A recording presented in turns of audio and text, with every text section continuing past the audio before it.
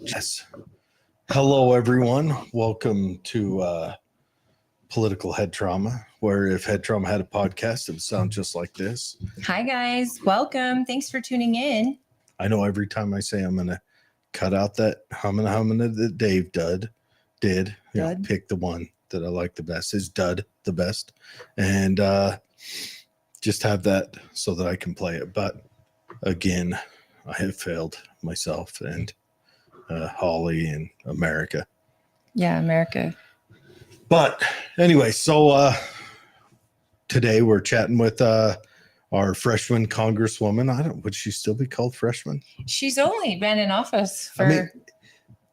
but she made it through her well, I don't know. It kind of goes on forever. She was elected in November, right before Thanksgiving, and she filled the seat of our Congressman Chris Stewart. So, yeah, she would be considered, I believe, a freshman. But I can tell you this. I've seen so much of her, and, you know, she's out in this county often. Our county council works closely with her. She has really been amazing, and I'm excited because when you have a candidate that stays engaged, now she's new, and I know the pessimist inside everyone is, well, that's gonna change. It didn't change with Chris, and I think she's worked with Chris in his office long enough to see how he engaged and washed the barnacles off, so to speak, leaving DC and coming home to his constituents often.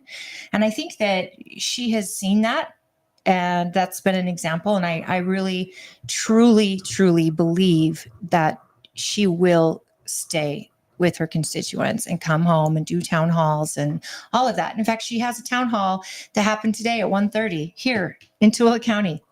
Good.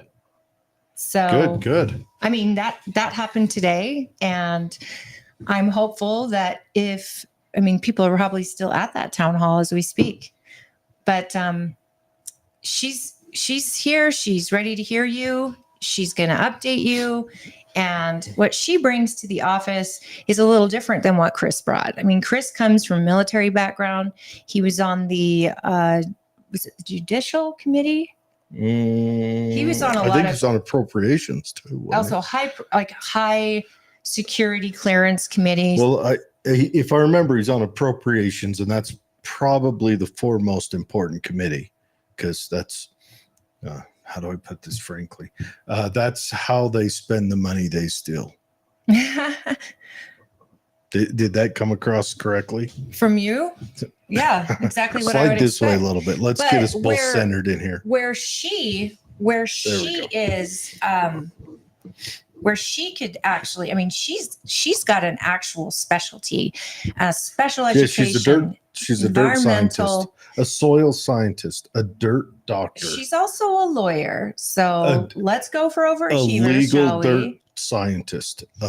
She likes soil scientist better than dirt doctor when I asked her about it, but dirt doctor has a certain je ne sais quoi that I think really hits home. But yeah, so she went to school, became a dirt doctor. Well, okay, hold on. She went to 4-H and did good in 4-H. For those of you who don't know what 4-H is, it's FFA,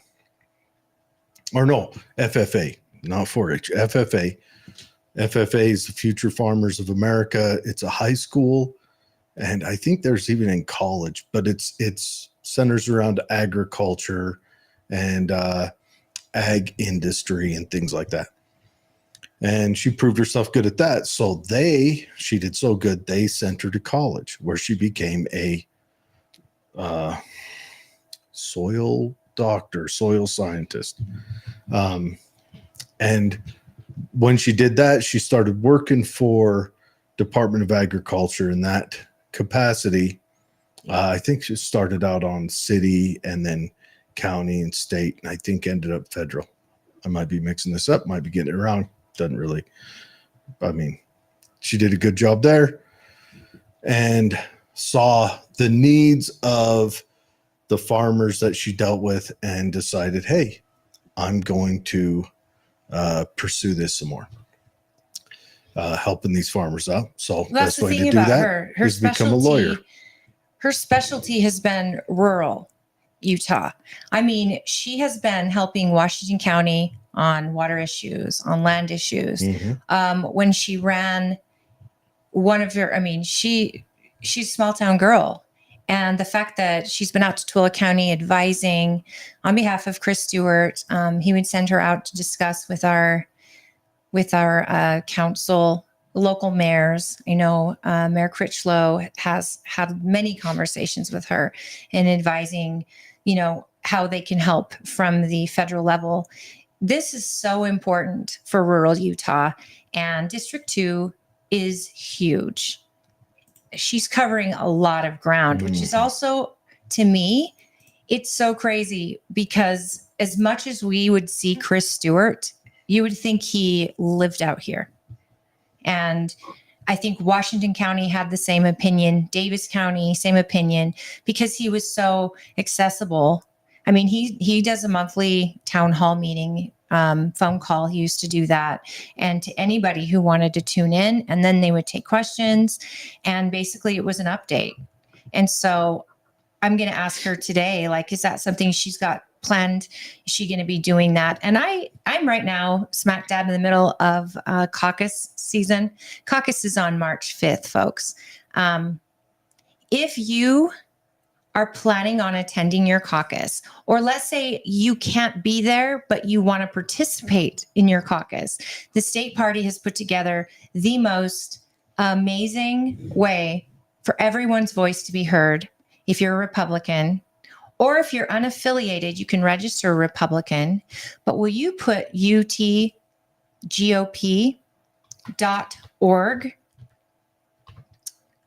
Jared and I thank you so much, by the way. Jared came just sat there to help film our training last night. If you go to the Tooele County Republican Party page, you can actually see how caucus works, how to run a caucus.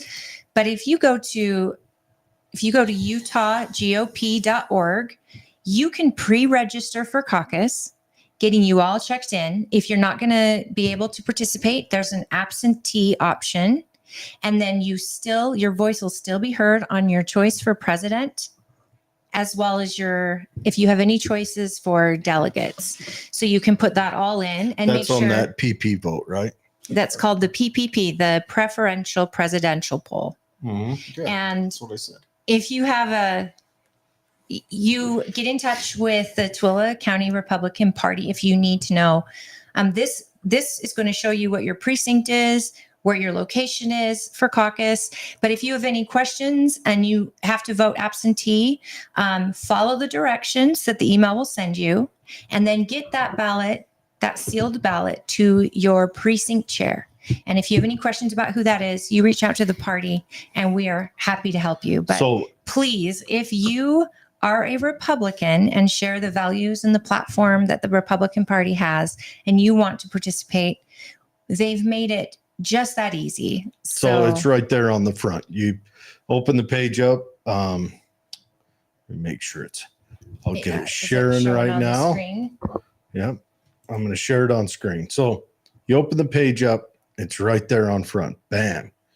Register for caucus. Now, is it too late for people who want to be or to get involved in their precincts and things like that to become like chairs and that? That's already decided, right? Nope. It is all decided this night. So let's say you have never ran as a delegate before and you are tired of how the government is working. What? Or you really like a candidate and the way that candidate has portrayed themselves, or actually you don't know anything about any of the candidates. You just have your own ideals. This is why you go to caucus. Get there at 6. Make sure you get your credential. You've been pre-registered here first, and then you get there at 6. And when you get there, people who want to run for state delegate or for county delegate are hopefully campaigning a little bit, they're going to share their ideas, what kind of candidates they're looking for. How do they feel about about the party, where it's going. Maybe you talk about Trump or Haley or the other guy. There's The three other on guy. the ballot. But you Who's have the these third guy? conversations. I forgot his name. I'm terrible. You have these conversations before voting begins. Then you will all decide who's going to represent your neighborhood for the county votes as well as for the state votes. So the county votes are going to vote for your local council. You'll vote for auditor and county surveyor, county treasurer, things like that. If you are a state delegate, you'll vote for governor, senator, attorney general, state school board. So just by participating in being there in person, this is when we're participating in Super Tuesday. So the press is going to be waiting for our results, just like they're waiting for every other state that's participating that night. And we absolutely want your voice to be heard. So we've allowed it. So if you can't be in person, you can also make your votes via absentee ballot. And I really, really hope that you will, just because we expect to have a lot of people this year. We especially love that they've made this so convenient. And I'm trying to see if we can get Rob Axon, the GOP chair, to come on the show today. This new launch has been really incredible. And Chris Knoll, who is the party chair for Salt Lake County, came out last night with his beautiful wife and walked all of our chairs and vice chairs and anyone from our community that was interested in training, and walked them all through the new software and how it's going to work. And it's actually going to save a lot of time, and it brings caucus into the 21st century. I do like that. There were a few questions, seeing how I was standing in the back like a lump on a log. A couple people asked me, well, what if I don't have a couple of elderly people? They will. Oh, and the phone situation? Yeah. And so that gets to be a tough part. Now, you did mention you could bring your child with you. No, the person sitting next to you, if they have a working phone, can hand you their phone, and you can do that same pre-register on their phone. Okay. And no data is saved to their phone. No data is saved at all, except for on the private server of our Utah Republican Party. And all that data is like your voter ID, which is from the lieutenant governor's office, your phone number, and that they're just verifying it's you. You can do that. And then the voting actually at caucus is done by paper ballot, and it is counted in front of everyone. And so you don't need to worry about technology when it comes to voting. Only those who are hosting the meeting will need to input all that data into the party's server. How fun is that? It's going to be simple. Is it? Because you just are going to put your results for your presidential poll. How many Haley got, how many. How is the presidential poll recorded? You get a ballot that night. You write down, you check the box for who you want. There's 3. Is there a write-in section? No. Okay. But this is the party's primary for president. This is our presidential primary. So I don't know if anyone's gotten this really ridiculous text that's gone out. A lot of Republicans have gotten it that says that Didn't you get it? I did get it. Trying to squish your voice or let you not be heard by making the presidential primary only at caucus. Well, that's blown out of the water, because you don't have to be there in person. You can put in an absentee. It's ridiculously easy. The only hard part is that you just have to get a copy front and back of your driver's license and include it in your packet so that your name matches the voter ID you checked in under, and one ballot, your choice on your ballot, you'll get that. You'll print that out also and put it in the packet and take it to your precinct chair. And then all of the absentee ballots will be open in public in front of the group, and that ballot will be counted in front of the group. Those ballots are then saved for 60 days by the party, so that if there's a question, we answer it. And the great thing is, all this data gets entered by the precinct chair that evening on a little form. They put in who the precinct chose for president, who they chose as their precinct chair, who their state delegates are, who their alternates are, who their county delegates are, and who those alternates are. So that's one night. I don't think people maybe realize how caucus night is coming from a party leadership standpoint. Our team, after we caucus ourselves in our own precincts, we then have to go to normally in the past, we've had to go to every single location to gather everybody's packets, their ballots. And if you are able to donate to the party on that evening, we also collect donations then. And we're so grateful because those donations help us bring events here, bring candidates here, especially maybe presidential candidates, fingers crossed. It helps us with our local races. It helps us get advertising out. We use that money extremely frugally and carefully in the best possible way that we can. But every donation helps our party create a good, strong lease, especially locally. We spend that money locally on our candidates locally. So when you're donating at caucus, just know that. And sometimes we'll donate to the state party to make sure that the location for state convention isn't the party's not going in debt trying to get enough state delegates in one place. There's 4,000 state delegates. So venues are very expensive. And this year the venue is going to be at the Salt Palace. Sounds like politics is really expensive. Oh, but don't you know it? Remember, they're hard at work racing to steal your money to spend it the way you don't want them to. All of them.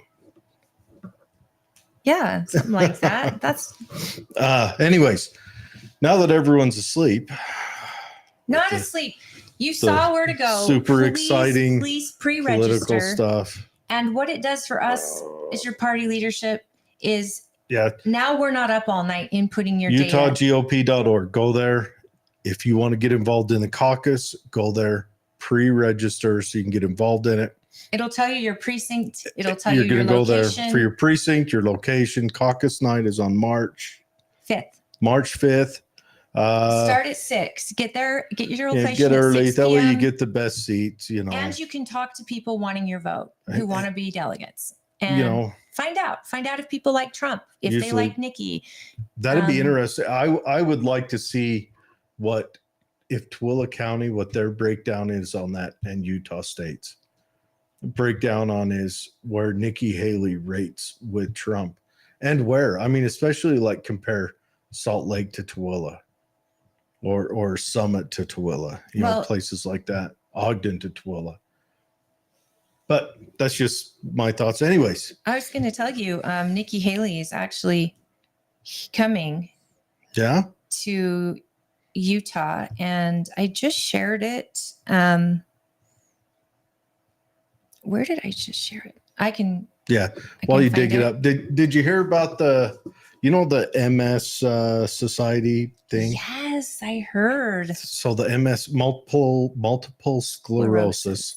That's a fun word to say twice. And it's an awful, awful disease. So it's horrible. It's I don't know much about the disease, but it attacks your nervous system. It usually leaves people with an extreme disability in motor functions and things like that, which sounds like a nightmare to have all your mental faculties, but to be stuck in a body that isn't obeying your commands. So anyways, they've got a lady who back in the 18-somethings had a husband that had it. She's 90 years old. I think it was actually 1960 when she first got involved. But she's 90 years old now. She got involved when her husband had it. Her husband was a leader in his community. Yeah, she was in for 60 years. In a local community. And then after he passed, she just took over that leadership and kind of ran it. Well, the woke left strikes again. So she had to learn this, the email thing, all of this new stuff, color television. She's gone through it all, but airplanes and major everything war. else. And she keeps seeing this. You got to have your pronouns in your bio and in your sign off and pronouns. So like my pronouns is I'm Jared, consumer of meat. I don't know what my pronouns are. It. He, she, it. The shit. Them. The shit. the shit. And but anyways, so she asks like one of the district managers, hey, what is this pronoun thing? And the MS Society drops an egg. Oh my gosh, all of us are fresh out of college. My purple-haired genderqueer roommate doesn't know what's going on, and they're crying in the bathroom now. And so they break ties with her and kick her out. And but they break ties with her and kick her out. And so people get pissed. A lot of people get pissed. She does a couple interviews here and there. And so then they jump on Twitter to justify what we did wrong, but we've got to be inclusive. And, DEI is our new Lord and Savior. And, the elderly, earnest people must be sacrificed as sacrament for our new religious, doctrine. But yeah, they are catching crap. And I'm waiting. I imagine, if not next week, early next month, we'll get the breakdown on how much in donations the MS Society has lost. Do you want to know? I used to walk for the MS. My aunt passed away from MS, and a very dear friend also passed away from it. And it's a lot of people have it. I know. We used to do the walk, and I would raise money for the MS Society. And the friend I had that recently passed one time told me, hey, I appreciate what you're doing, but I wish you wouldn't walk for that society. And I said, what? Why? She says, take a look at where their money goes. How much of it goes into research and how much goes into administrative? And I was floored. It's just like, it's bad. How many times has, what's that one that everyone every year has a big meeting for, help me out, anybody. Meeting for what? A big meeting for donations. They're involved in everything. Not March of Dimes. That's Dwayne. Hi, Dwayne, everyone. Dwayne says hi. What is it?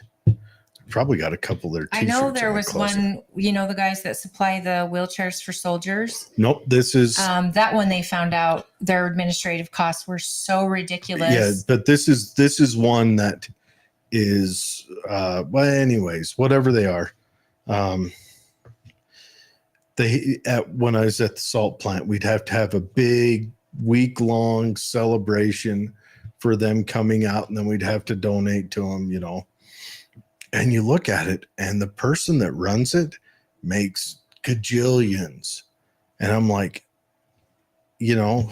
can't they find someone to run it that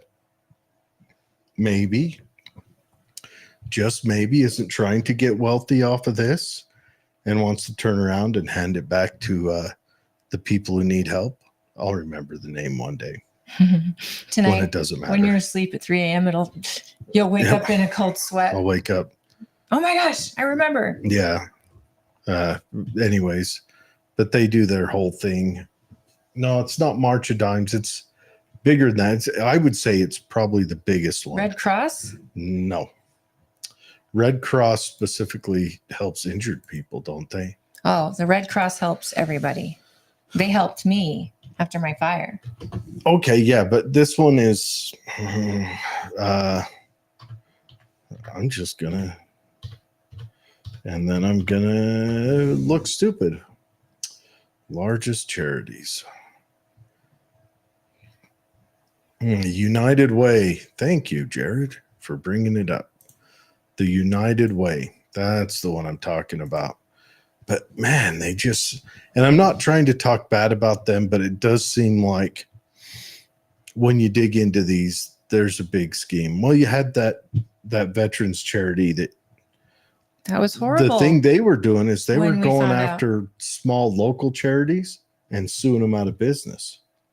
Well, they were also one of the biggest names, and really big conservatives were always having them on their show and trying to raise money. But when the report came out of how much money actually goes to the veterans and to the product and to the research, I think it was almost like 90% was administrative. Yeah. And and they were like, say there's a small veterans charity in your town, like even just for a particular veteran, they would drag them to court because they felt like every veteran's donation had to go through them. So that also happened. But that is awful. We're about 5 minutes out from Celeste signing on. Hopefully, I know, boring conversation. Boring. I'm excited. So you're this texting. Poor 90-year-old woman. She's over there writing a novel. Yeah. Well, this is Trump's campaign. Oh, you're talking to Trump's campaign? Trump's peeps. But anyways, yeah, they let her go, and she didn't even know what was going on. She couldn't even understand it. And again, this is a 90-year-old woman, and you know what? I found that her name's Fran. Even everyone has a grandparent that will use words that are inappropriate for our time, and will say, you can't say that anymore. But once they get to a certain age, they don't want to learn new stuff. And but why would you expect them to? I had an elderly man one time say to me, I think I was at state convention or something, and he said, how am I supposed to learn pronouns like they, them? That's inappropriate grammar. I know one thing. I know they, them means more than one person. And if I'm looking at one person and they're asking to be called they, them, why am I supposed to sound like an idiot using grammar incorrectly?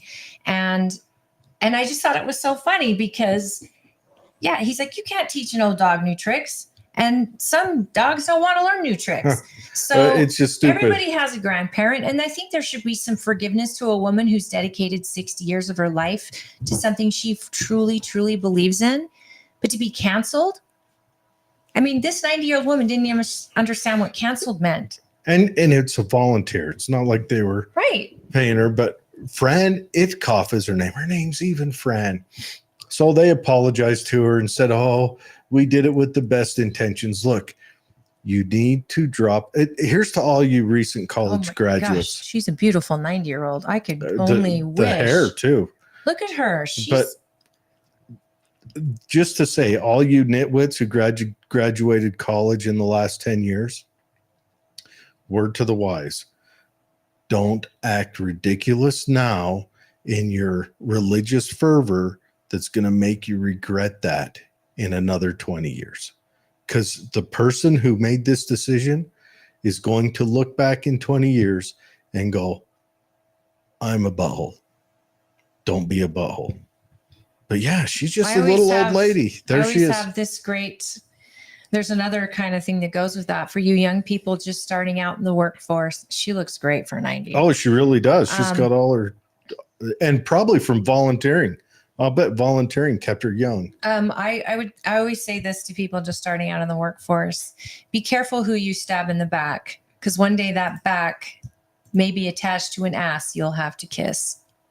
You're welcome. Yeah, but seriously, quit being, fart boxes. Just because you can doesn't mean you should. And rule number 1, don't be a dick. And you know what? Here's to everyone, including us older people. Approach every situation as if the person opposite of you has the best intentions and the best motives, and make them show you they don't before you judge that. I agree. I mean, that's the biggest problem we have right now is we have a group of young people growing up that could you imagine trying to force my grandma into that? No, of course not. I can't. I think it would confuse her because it's just so. I mean, they're changing the English language. Yeah, they're trying to change humanity at the snap of a finger And then the minute humanity turns around and says, okay, fine, they'll try to change it again. Yeah.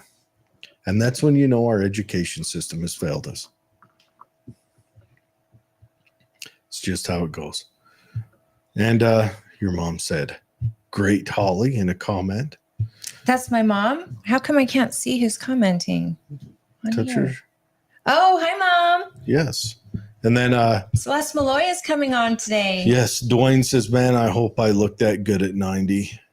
Oh, Dwayne, I thought you were 90. Okay.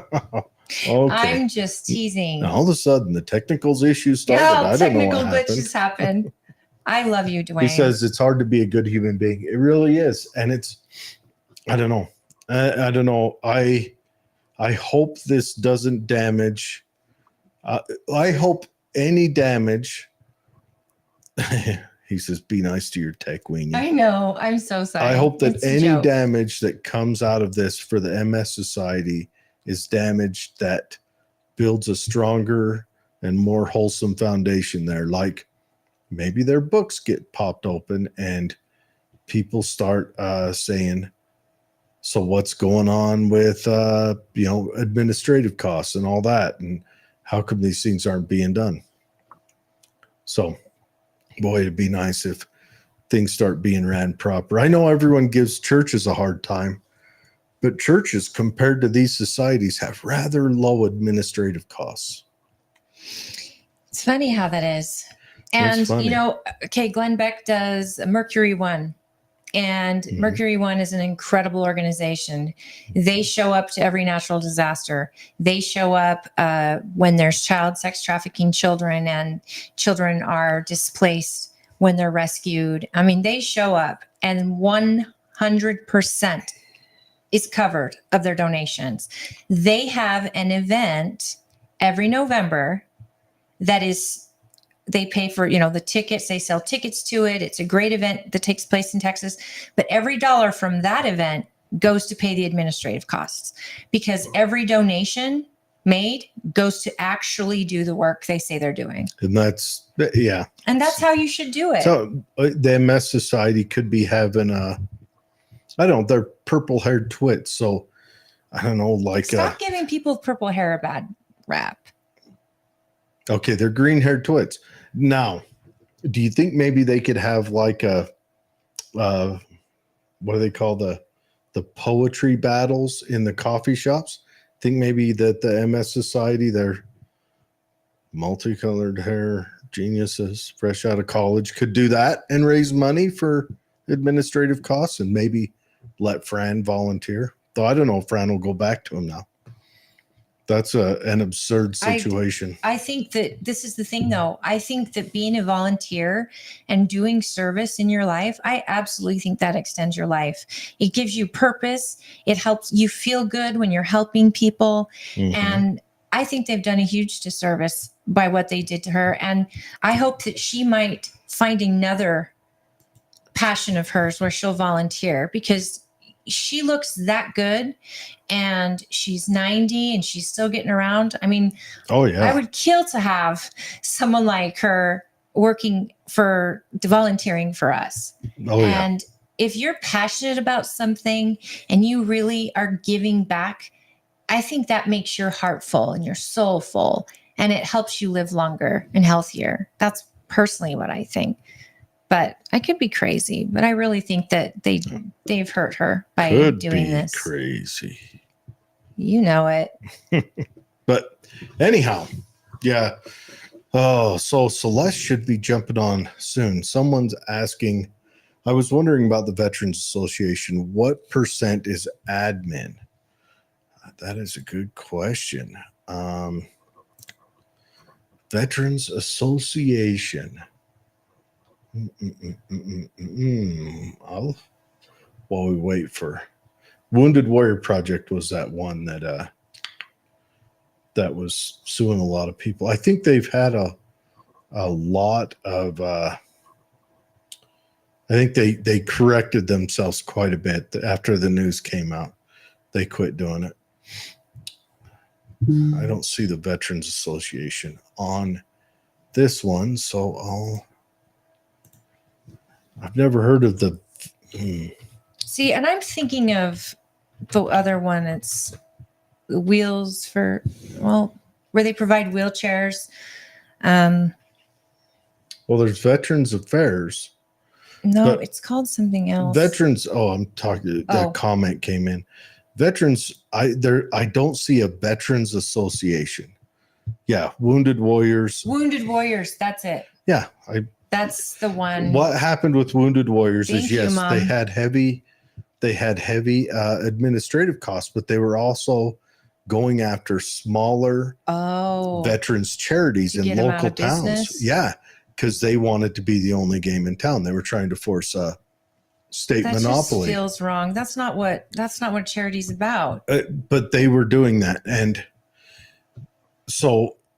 Wounded Warriors raked in the money because they would sell all these, hot ticket items at a time when, veterans and military oriented stuff was super popular. Will you check and see if they got the email? Actually, I think she might be coming in person. Oh, coming here. Perfect. Let me find out really quick. She needs the address. Okay. Let me. But anyways, yeah. So they kept doing that. Yep. And it got brought up in the news, and that hit him. Dwayne says there's a nonprofit watchdog called GuideStar that reports on the finances of a lot of these organizations. I think we'll have a look at GuideStar. I wonder if they break it down. It's one of the hard parts I have with. I think they would need it searchable, so it's just blank, so they don't put any opinion in there. Well, you have to have a monthly login. Okay, your mom says, I know it's a monthly deduction. And you can do that, but they also sold hats and dog tags and shirts and all the other stuff. And so they raked in a lot of money. I think that's great. I'm even okay with it, having some, with them hiring, because that's the administration cost, brings in people to design a dog tag shaped air freshener that has a Wounded Warrior on it. Everyone knows the picture. It's a soldier carrying another soldier and a fireman carry. All That's outstanding what I wanted stuff. To find out is I wanted to get the exact number since we're going to use their name, because I thought it was like 90% or something. I know that I remember it being featured on Bill O'Reilly's show because he always pushed the Wounded Warrior Foundation. And then he's the one that broke it that how much of their admin costs were actually being paid out. It was called a scandal. And okay. Yeah, I don't know. So they're trying to make it. Okay, so here's on Fox News 2016. I'll just go ahead and throw it up on the screen. You guys, while he's looking that up, I'm so excited. We thought we were going to have Celeste via Zoom. Yeah. And she's like, no. So it's fantastic. I haven't seen her in a bit. Yeah. Yeah. I have to ask her. I want to ask her, how's the food there? I'm sure it's ridiculous. In DC, is there good restaurants? Because I'm sure there would be. Have you been to DC? I have. I never ate there except to the hot dog stand when a big glob of mustard fell down on the crotch of my shorts. Highly expensive. I'm wearing. Amazing. Yeah, the hot dog was right there in the mall, between all the hummus. And and I get me a hot dog and I'm sitting there and I'm like, I'm gonna sit here. I'm looking at the Smithsonian Castle right over there where they're hiding the truth about the aliens and Bigfoot and stuff.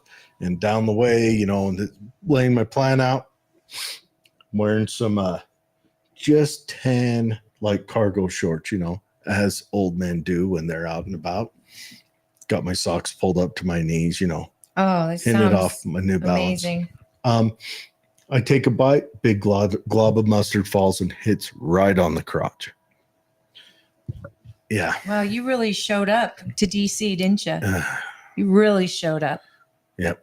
So the rest of the time, as I'm cruising around, looking at all the different little temples, and there this is in 2016, 2 top executives of the Wounded Warrior Project were fired Thursday after investigation into accusations of lavish spending on parties, hotel, and travel, according to a statement released on behalf of the embattled organization. Yeah, a whistleblower came out. I remember that, saying they were spending lavish amounts of money. And then when the percentage came out of what was actually going to the Wounded Warriors, that's what made everybody go, what? In 4 years. I have donated to Wounded Warriors. Yeah. It blew my or whenever mind. you buy their stuff. But in 4 years, so this would have been from 2012, 2016. This CEO, Stephen Nardizzi, he sounds like Snoop Dogg's announcing him somewhere. For shizzle. And COO Al Giordano, they had spent more than $800 million in 4 years. Does it say what they spent it on? It says they had big parties and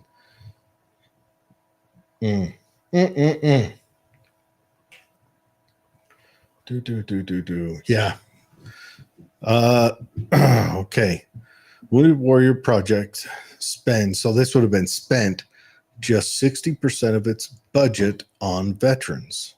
60%? Yes. See, that sounds like it's that is way out of line. Well, that doesn't, I recall when this scandal first broke that they were estimating that, I mean, when they went into PR like overdrive to try to fix this, I just remember the percentage was so high that it was called the Wounded Warriors scandal of 2016, because it was actually and you quit unbelievable. Yeah, you quit seeing all their stuff. Like you'd go into just our local Walmart, and on every aisle, Wounded Warrior had something for sale there, be it a bandana or a shirt or a hat or a Wounded Warrior sponsored bag of Doritos.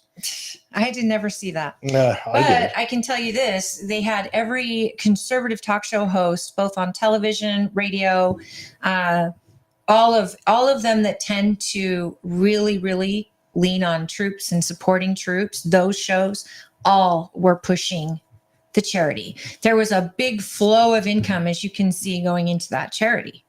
And people would sign up for a monthly donation because they believed in it so much. Now, okay, I do want to say some good things about these guys. Okay, not good things. Okay. No, they not good things. Good work. I want to say, though, these two guys. Oh. Okay.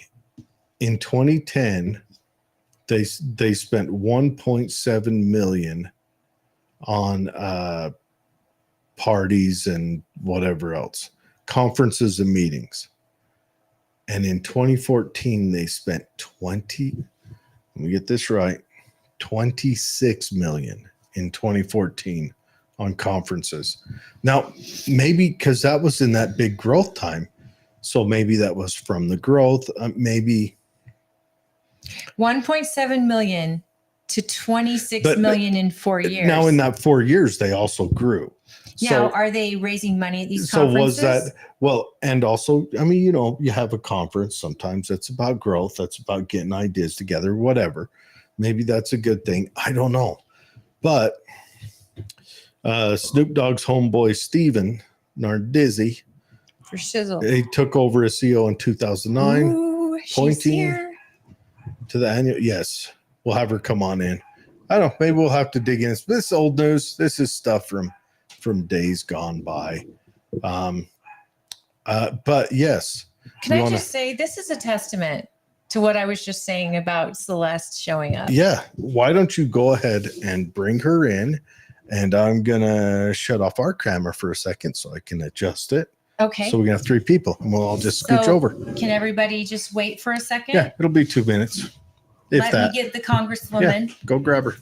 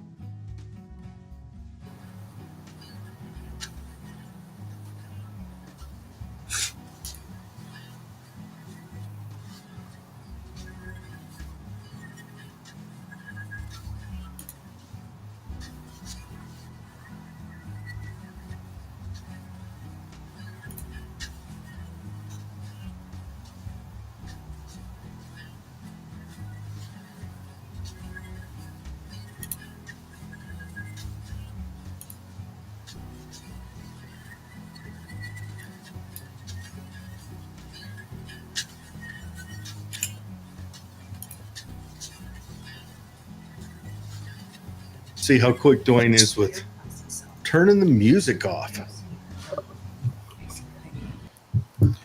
Now we'll take a minute, make sure we're all centered. So here's our good Congresswoman, Celeste Malloy. Oh my goodness. This is so cool. You're coming right off your freshman yeah, what season. is it called? You got to be a freshman for the couple minutes, or are you still like a freshman? I'm still a freshman. In fact, I'm a super freshman. I'm better than a freshman. Freshman. Well, a super fresh. Okay, so it means I'm fresher than the other freshmen. You're Plus, a fresh. You were able to hit the ground running because of your experience prior. Yeah. So that's exciting. We want to hear it. I'll tell you everything. I want to hear, was there any shockers? Anything that you're like, I didn't see that thing coming? That's the first thing everybody asks me. And I don't know that it was a shocker, but the thing that's been the most surprising so far is just how great my colleagues have been about making sure I know what's going on. They've just taken me under their wing and made sure that I know that I'm part of the conference and that they want me to be successful. And I'm not sure how much that has to do with the fact that we only have a 2-vote majority. Yeah, that's tough. Well, but everybody's been great. It's squeaker time right now, isn't it? Yeah. I have to know. Did you get pulled into a secret room where they smoke-filled room where you gave blood or drank it and made a commitment to? What does the rest of destroy- the Zapruder film look like? Where you get to? I mean, what's if I it like? answer that question honestly, then they'll activate the You'd chip have to in kill me, me. and it'll kill me. So you No. can tell us, like, as you walk out the door, so that we're not collateral. No, the truth is, nobody's threatened me. I'm not important enough, I guess, but I don't think anyone threatens anyone in Congress. I understand the question. I get asked this all the time. When I was a staffer, one of my uncles asked this at Christmas dinner. He's like, so, I think a lot of good people get elected to Congress and then someone pulls them into a room and threatens their family and then they do what they're told because they care about their families. And I can see that because you see people get elected and then they Yeah. start changing. I think it's actually worse than someone threatening them. I think they just change. I think people just have bad ideas and they get used to having power and they start to think they're smart and they have all the answers. And it's actually a function of arrogance, not fear. Which is human nature. They get a little power and they love it. Right. And so I think the answer to that is to spend as much time as you can in your district. And what I've done in my almost 3 months of experience is I make sure that my staff doesn't bring me anything until they've talked to at least 2 people in the district. Brilliant. Who would be affected by it, because that keeps our focus on how will the things we're doing impact people in Utah's 2nd congressional district, and not on, is this something that's going to make us look cool in Washington, D.C.? Oh, but that's just makes you not like on every news broadcast, and you're not this big shiny star that's getting negative and positive attention all the time. You're actually working for rural Utah who wanted you there. So it could be the separation. If you stay in DC, you're in a location where, let's face it, the lifestyle there isn't probably mirrored here. No. Or vice versa. And the swamp, you mean? And the cesspool. This is the opposite of a swamp. You know those little, when you're doing a construction site and they bring in those little houses for doing your business? Yeah. We call them soup kitchens in the business. But anyways. Gross. But no, it probably doesn't reflect. So I'm sure some of it's evil. I honestly don't try to put evil intentions on elected officials often. No, thank you. But I do think that, like you said, they're separated from what they were sent there for. And then they're deluded. Not that they're deluded in their head, but there's so many people. You know what I mean? There's so many, like you and AOC, your guys's directions probably don't cross all that often on where you're trying to move the country. No. And that's part of the delusion in this person and in all of them. So, which is why, I don't know. Like I said, before you got here, I was telling the people, we were so excited you were coming on, but I know since you were sworn in, actually, I know before you were sworn in, because I know our county councils mentioned it many times, that you have been a consultant to them. You have consulted them on water issues, land issues. And when Chris was in Congress, you were his point person to come out here, go to Utah County, go and help the district in any way you could, which is why I had zero problem voting for you and bragging about you, because thank you. I actually know, because I'm highly involved. A lot of people are not highly involved, but I know Chris's philosophy, and I know it's Mike Lee's too. So the more you come home, you wash the barnacles of DC off and you actually talk to your constituents. And that is what gets missed a lot. A lot stay in DC and they stop hearing their constituents, whereas you are asking for their consult before making votes and things like that. That's not easy to do. It's not. And I get asked about it a lot. So it's been mentioned in several books and people are kind of high on this idea right now. And they bring it up to me all the time that before the Newt Gingrich speaker years, people used to move to Washington, D.C. Yeah. Mm-hmm. And then Speaker Gingrich said, leave your families in your districts, keep your house in your districts and fly here for work. And that since then, Congress has been broken and people don't work together as well. And I have people ask me about that sometimes. Or, one day in church, somebody said, wait, you fly back to Cedar City every weekend. Are the taxpayers paying for that? And I understand the reaction, but we pay for it if you don't. If it's true. And if somebody gets elected by the 2nd District of Utah, but then they move to Washington, D.C., they spend all their time in Washington, D.C., they're going to start being impacted by what they see in Washington, D.C. Absolutely. Flying home every weekend means that I'm going to be impacted by these conversations I have with people in the 2nd District. It means I'm here to show up to a meet and greet in Tooele. It means I'm here in Tooele for a meet and greet and I can come be on the podcast and hear what's on your minds. And that is, I think that's the secret sauce for not getting swampy, is being with the people you represent. You can't represent people if you're not with them, you're not spending time with them, you're not hearing their questions. And you're not living the effects of the policies happening in DC. You're living with it in rural Utah. That's a heavy one right All there. of this stuff is living. It's affecting you directly. Yes. So I'm just going to get this one out of the way. You are getting bashed for the omnibus bill. And the first one that I don't think you were in Congress for a week or something when they did that big spending bill to stop the National Defense Authorization Authorization Act, which isn't an omni. It is a must-pass annual bill, and it sets the policy for the military. No, it's military policy. Got it. But what happened this time? I'm glad you asked about this. I've tried to talk to everybody I can about this because it split the Utah delegation in half. And anytime we're split, I try to go on the radio and on media as much as I can locally to explain to people what's going on. Whether they agree with me or not, they have the right to hear what's going on. Is media good about that, getting you on? Are they treating you like they would another congressman? I think so. They're pretty good. They're not used to having people call them and say, I want to come on and talk about the vote. So they usually react pretty well. But the thing that happened with this National Defense Authorization bill is that they attached a 4-month extension of FISA, the Foreign Intelligence Surveillance Act. FISA was set to sunset. And those two things should have been done separately. It should never been attached to the NDAA. The NDAA wasn't a perfect bill, but it had some really good conservative wins in it. It got rid of the policy of kicking people out of the military if they won't get the COVID vaccine. It got rid of teaching critical race theory in the military. Got rid of DEI hiring practices instead of merit-based hiring practices. I would argue right now, though, we're too late. Maybe. But because our military is drowning for people. But this bill was needed, and to this be one of the first ones. In 3 more weeks, we're going to be setting up recruiting offices in Zimbabwe. I hope not. This is when I saw your press release regarding this, I was able to take a fresh breath because I too was like, why would this be the first vote?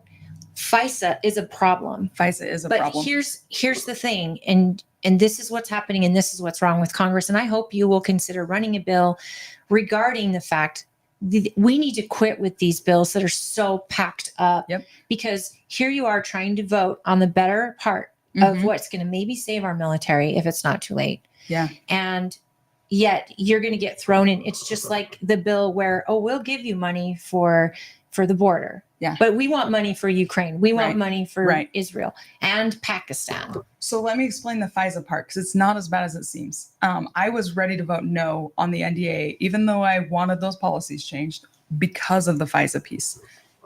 But what happened in the week running up to this vote, I had a lot of conversations. I was on the phone with Mike Lee. I talked to experts off the Hill who were saying you have to vote no because of FISA. And the leadership was getting a lot of pressure. And the concern was that Section 702 of FISA is being abused to allow spying on U.S. citizens. And that is a legit concern. We do need to address it. FISA was set to sunset. If FISA sunsets, then all of the sections sunset, not just 702. And FISA was written to put limitations on the intelligence community. It's not an authorizing bill for the intel community. It puts limitations on it. It's a force FBI to get a warrant. Yes. But now that we know the FBI can lie to it like they did. So it's even worse than that. They use Five Eyes to get around that. Yeah. That's why 702 needs to be reformed. Yes. So we all agree in the Republican House that FISA has to be reformed. Well, the situation we're facing is that the Intel Committee has one bill, the Judiciary Committee has another bill, and they agree on like 40 something points, but then they're a single digit number that they disagree on. And we were about to vote on 2 competing Republican bills, which would have both failed because they're competing. Yeah. So instead of doing that, we extended FISA for 4 months. So it still expires in April. If we don't do anything to fix it, it'll sunset in April. So it's a gentle kicking of the can. It's a gentle kicking of the can. No, I can handle that. It only gave us 4 months. And what's been happening since then is that the chairman of those 2 committees have been forced into a room to work out their problems. Like when my sister and I used to fight, my mom would make us hold hands until we could get along. That's kind of what's happening right now. Get a big T-shirt for Yep, my kids had the double T-shirt. A big T-shirt. Okay, I didn't even realize because I don't think the press was actually being fair in saying it's a 4-month. It made it sound like, they just voted to keep FISA. The issue with the press is okay, the word on the conservative side is yes, FISA has been abused. Five Eyes has been abused. The intel agencies have been abused. And the word on the Democrat side is these guys are protecting us against these evil conservatives. So that's why in our media, we don't have an open, honest media anymore. It's just going to lay out the facts. What I'd like to know is what is the plans, kind of an outline of what they're working towards with that, with the new change. Yeah. So some of the reforms are, that like when a FISA warrant goes to the FISC, which is the Foreign Intelligence Surveillance Court. Mm-hmm. So these are the judges that review them, that the same judge keeps the case the whole time. It used to revolve. And so, the first time they go in for a warrant, they'd say, well, we think we have probable cause. If you'll sign this warrant, then we can use the surveillance to build the case. Then they go in to renew the warrant. They're in front of a different judge, and they're like, well, that judge signed off on it, so now this judge signs off on it. So now if they go in front of a judge and the judge is a little skeptical, they have to go back to the same judge. Right. Who rides through the whole situation with them. Yeah. Who can be like, wait, this was a close call last time, and now you don't have anything better. I'm not renewing the warrant. So that's helpful. There's also now a requirement. There can be an amici in there. So you sort of have a someone advocating for the other side of the argument that they don't need a warrant. That's the heavy right there. Yeah. That's bringing it to light. At least still, somebody has a shot to challenge them. I'll be honest. I want, if we've got an issue like that, like the FISA court's supposed to be there, like we're seeing a lot of terrorist activity. We want to, break into their phones. They're living in wherever Stan, and they get a warrant to do that, even though overseas they commonly don't even seek out the warrant. But I understand that the is use an important point. Before, as we're moving forward, that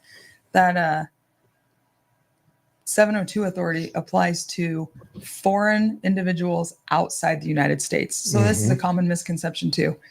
As a U.S. citizen or somebody residing in the United States, you're afforded the Fourth Amendment due process rights. So what we're talking about is what they can do with foreign individuals outside the United States. Got it. Well, doesn't that have if those foreign individuals are connected to a U.S. citizen, though? And that's where the abuse happens. That's so they have MI5 check on you, and MI5 might say, hey, we'll check on, this bloke over here for us. And they cross over. So the probable cause standard is the check on that. If you can't get the authority to do the surveillance unless you have probable cause that this person is involved in terrorist activity against the United States.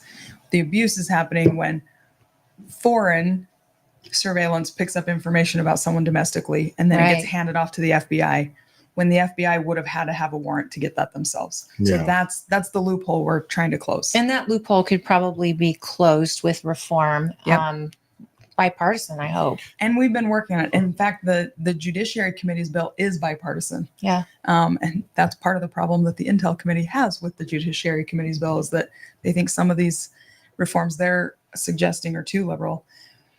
But we've been working on this every day since that NDAA vote. So anybody who's concerned that, by kicking the can down the road, we stop thinking about it.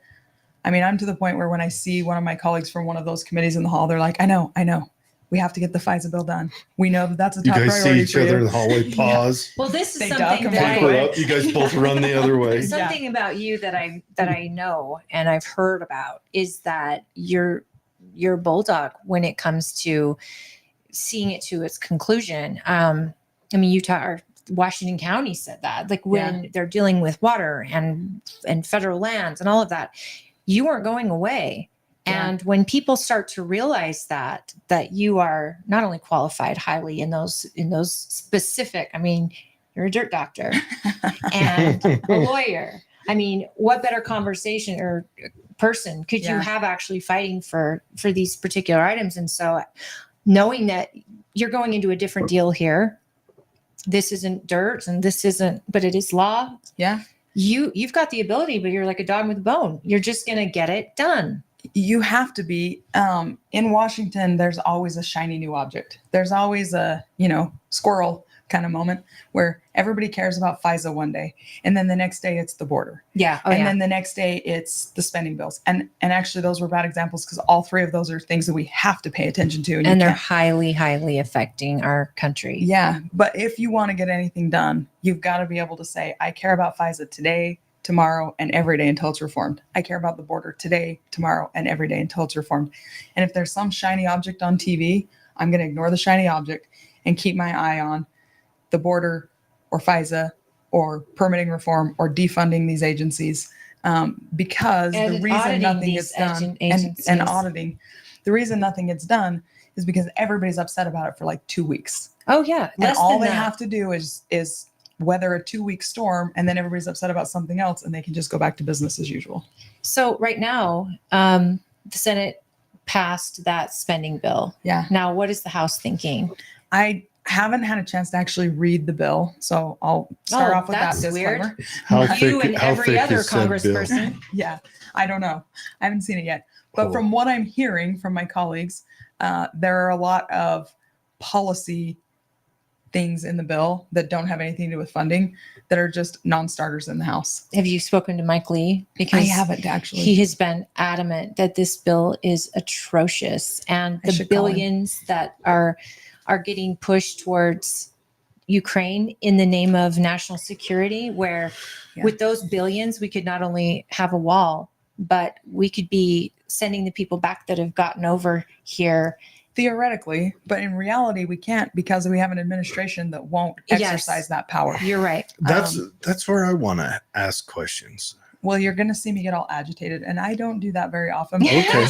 This issue is driving me insane. What Can I changed? just quickly say though, our friend Dwayne and our producer, who is one of the bigwigs at KMMU, Main Street Media Utah, who picked up our show, Cool. He is so excited that we are sitting with a congressperson on our little internet show, and he's so grateful. I'm getting you cool points with your Celeste was great to us before she was a congresswoman. Do I say congresswoman, congressperson? You can say whatever you want. Congress, they, them. I know what you mean. Okay, but no, don't call me a they, them. Though. Can we say Congress badass and then still be okay? Yes, Dwayne, but I can't because my mom Congress might listen. stud. Oh. Sorry, Mom. My mom is listening right now. So, yes. Hey, Mom. So here's my question.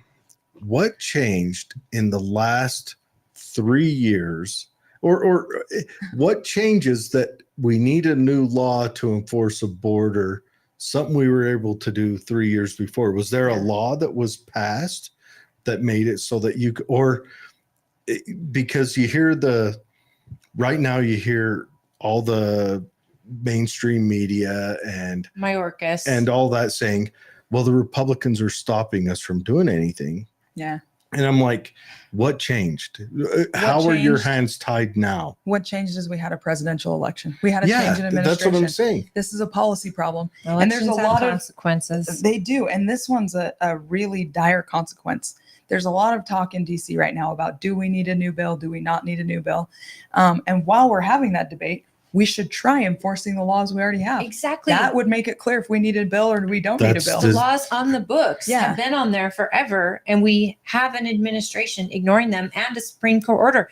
In fact, he's willing to ignore and start paying off student loans again.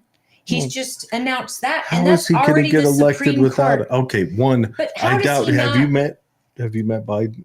No, I have not. How does a president though get away with going around the Supreme Court and giving money, going around Congress and giving my money to people? I paid my student loans off. The first Democrat, he got separated as a Democrat for exactly that thing. But I'm asking, how does that, what happens? It won't work long term.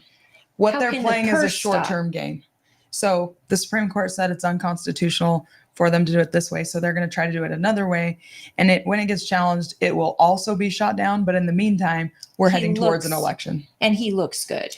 Yeah, that's all he doesn't, but that's what he's trying. Yeah. Him when he doesn't actually pay it. Because even Nancy Pelosi said the president can't do that. That's not within his He's losing the inner city African American males. So now he's trying to purchase the green haired, fresh out of college males. He's just trading one Do for they the have other. to have green hair? That's what I'm saying. First it was purple. I'm like, who cares? You told me not to say purple anymore. They can have whatever color hair they want as Yeah, long as their sure they student can. loans get paid off. That's right. Right. Put it like my dad always Don't says. gender everyone. Put a tattoo on your face. That way I know exactly who you are and I don't have to interact with you. Oh, Please geez. tell me your dad didn't really say that to you. Oh, my dad says His that dad's all the old time. school, though. Do you- I mean, Do you need a hug? yeah. There are no tattoos on my face. So he's still interacting with you. Oh yeah, no, Okay, that's how he treats the world. If you put a tattoo on your face, I see. you give me that Then judge he's of done. character. I thought Does he he was not telling like you Post to put a Malone? tattoo on your face so What's he could that? ignore you. No, Your dad hates Post Malone?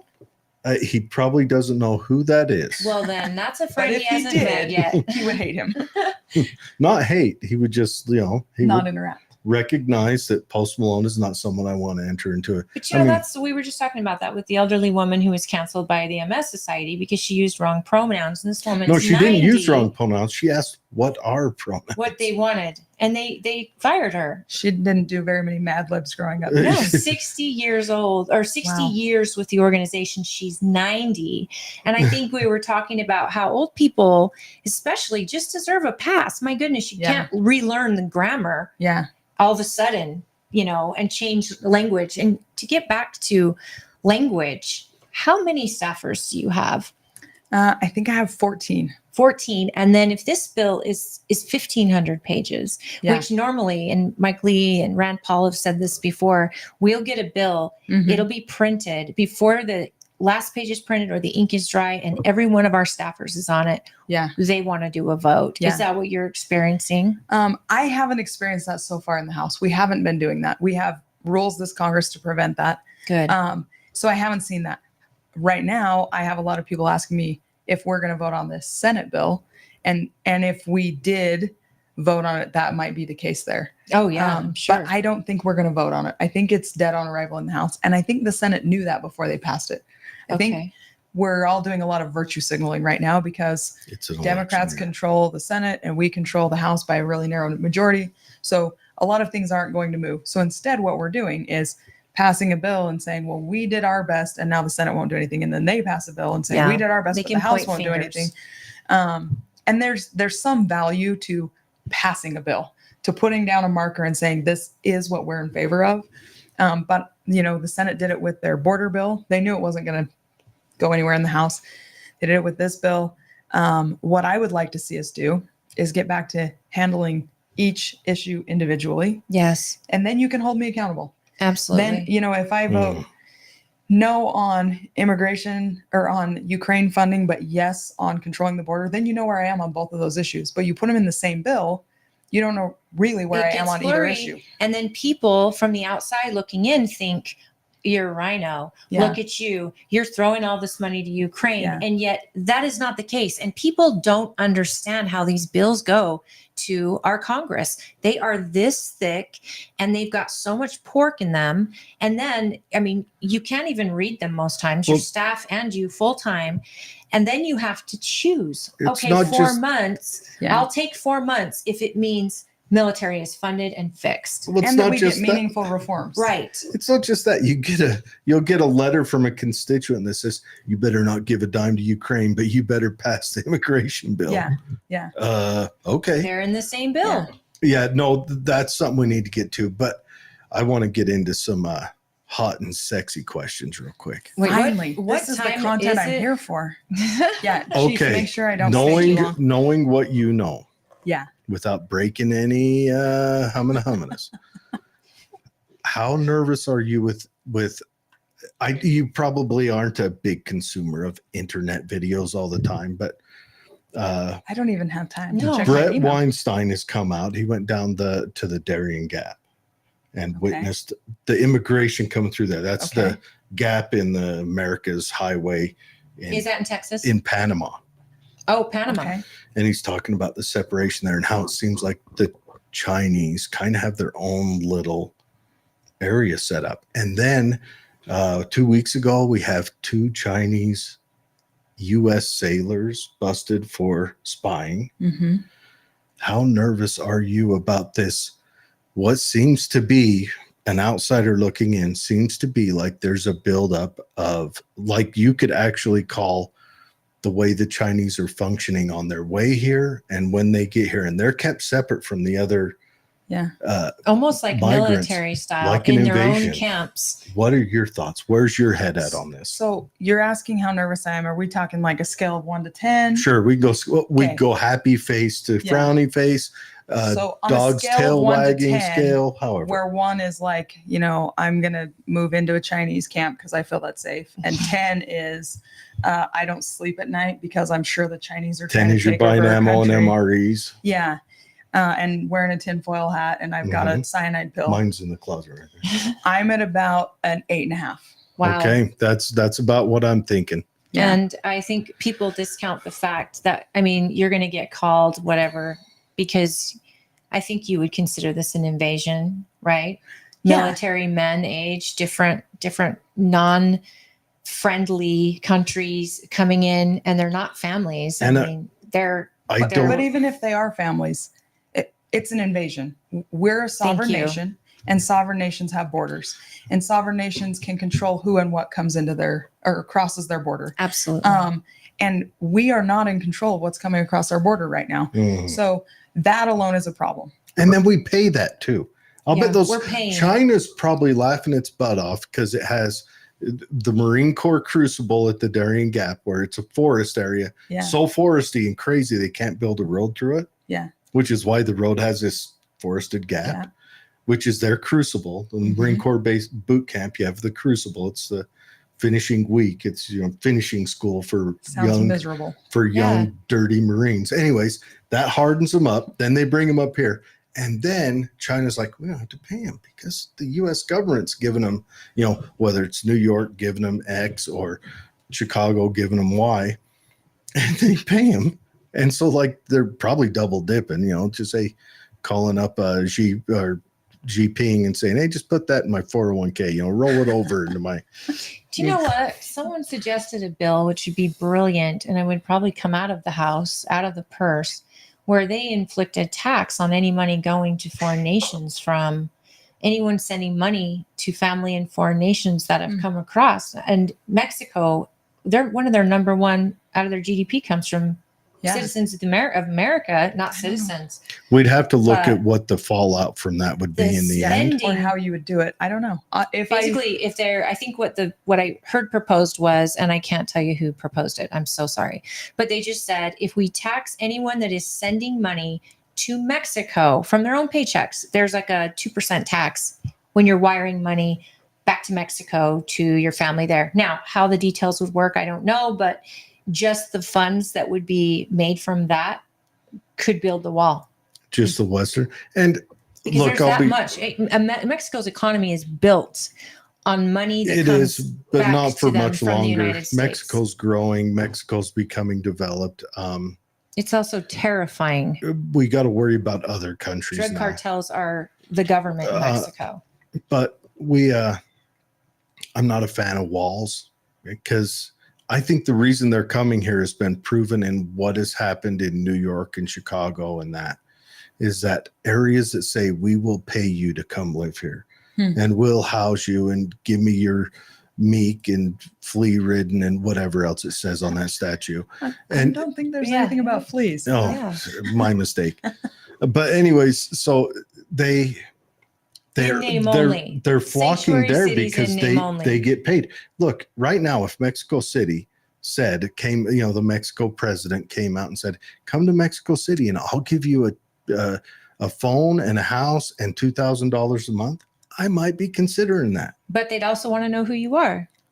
I'm just saying, if that is why they're flooding to these sanctuary cities. So you're saying a wall won't stop them because they're not coming because it's easy to get across. They're No, coming because we're promising them they're things coming once they because get the end line. I mean, look at how people get here from Cuba.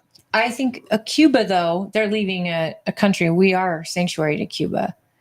But unless Biden's a has president, proven because then we're to not. deter them. It has proven to deter them, and this is something. If they're getting out, and it's this administration. The reason I that's don't like encouraged them walls to is come. because I may have to go that way one day. Well, take an airplane. You're an American citizen. Maybe we'll put steps on this side of the wall. Yeah. Yeah. No, But I'm just in favor of a barrier. If a wall's the best way to create a barrier, then let's build a wall. If we find out that, a laser is the best barrier, then let's use that. But Or armed drones. what's happening right now is that people are coming across and there's nothing to stop them. No. So they just walk across. And we have to get that under control. And most of those people are not Mexican. Yeah. Now. And Mexico doesn't have the right incentives right now to help us because the cartels are making millions of dollars a day on trading in human misery. And that is just a moral tragedy that we have to address. Absolutely. I mean, The only reason that Democrats- market exists is because of our failed policy. The Democrats don't have a policy going back, 20 years now of building and boosting cartels and picking which cartels should do the best. This is the problem. The cartels are running the government in Mexico. Well, they're And- definitely in more control of our border than we are, and that terrifies me. They are, but when Absolutely. Trump was in, I don't think any wall, Trump's best policy was telling Mexico, hey, you want positive interactions with the U.S., you keep them there and process them on that side. And that gave Mexico the chance to stop him. And Mexico would say, you crossed 4 countries to get here. And Mexico would send them back. Yeah. That is still Mexico's policy. If you sneak into Mexico, the president has been said, we send back them. And that's a direct quote. That's okay. That's his verbal Every policy. They're paying country- a cartel. Exactly. That's not how it functions. That president also took $100 million from a cartel. Yeah, quit talking. He wants to know what Celeste is saying. So You just got owned on your own podcast. I know. I get owned all the time.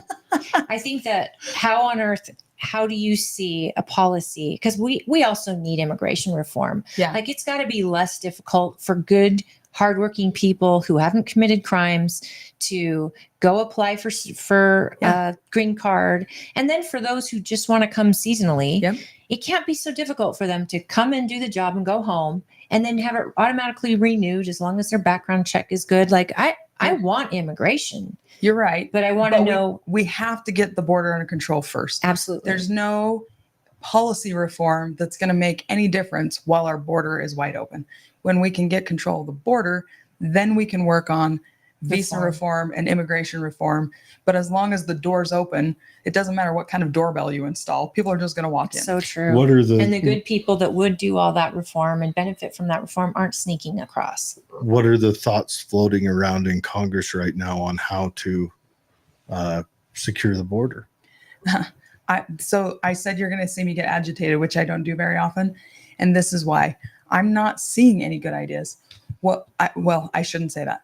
The House passed HR 2, and it's got a lot of good ideas in it. The Senate has never picked up HR 2, and I don't think they're going to. If they were going to, they would have by now. So the Senate passes their, negotiated package, which is DOA in the House. The administration isn't enforcing the laws that are on the books. They're not using the tools that are at their disposal. The House just impeached Secretary Mayorkas because we have a responsibility from the legislative branch to do something Right. to act as a check on a delinquent executive branch. The Senate's not going to take that up. They're not. So, it doesn't look like it. So I don't think it was just an empty gesture. I think it was an important step that we impeached the secretary. I think it's part of how checks and balances work. Yeah. But I wish we had better tools. So the only 2 tools we really have to hold a secretary accountable are to take away their funding, and defunding the border isn't going to make it more secure. No. Although at this point, I'm not sure it'd make it less secure. Yeah. And impeachment. So we exercise that option. And then, I keep getting asked, well, wasn't that just a political gimmick? Why is the House doing that if it's not going to result in any change? And the answer is because we have a duty to do something, but it is frustrating that the tools at our disposal aren't fixing the problem. The only way this problem really gets addressed is if we have a different administration, because passing another border bill isn't going to fix the problem if we have an administration that won't implement any of those changes. Controlling the purse strings doesn't do any good if they're just not doing anything. So we're just sitting here on our hands, and a new administration doesn't happen for a year. And I don't think we can survive another year. Yeah, me neither. The way we're going. And I would have thought the political pressure on the administration would have caused them to change something by now. They're impeaching they're impeaching Mayorkas, and that should have been a wake-up call. Yeah. Because he's derelict of duty. And the president's And running for re-election. You would think it's that insane. he would want people to see him doing something on the border. But tell me this, though. I We think don't only need a cadaver's new... running for re-election, and his controllers are...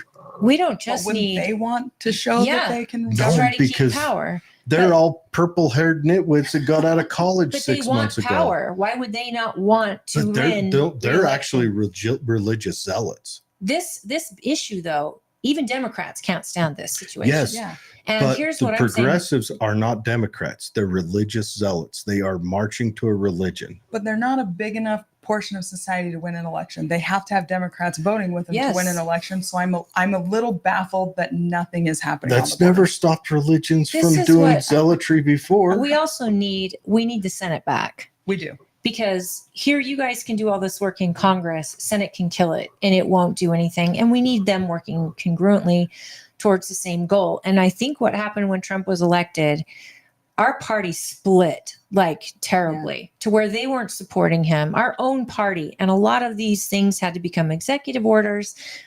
And I don't want that to happen again, because at least it showed me which one of my electeds are part of the swamp. Well, and right now we don't even need the party to be very split. A little splinter, when you have a 2-vote majority in the House, a tiny little splinter can cause everything to grind to a halt. And so what that means is every member of Congress right now has outsized impact and control. If we have a bill that's good but not perfect, and 3 people say they're voting against it, it's dead. And there's no incentive for any Democrat to cross the aisle and vote for a bill, even one that they don't hate or could live with, because they want us to be failing because there's a big election coming up. Yeah, that's the crazy thing. Their home districts are crying out about, right now, don't bring up AOC again, like a broken clock, or even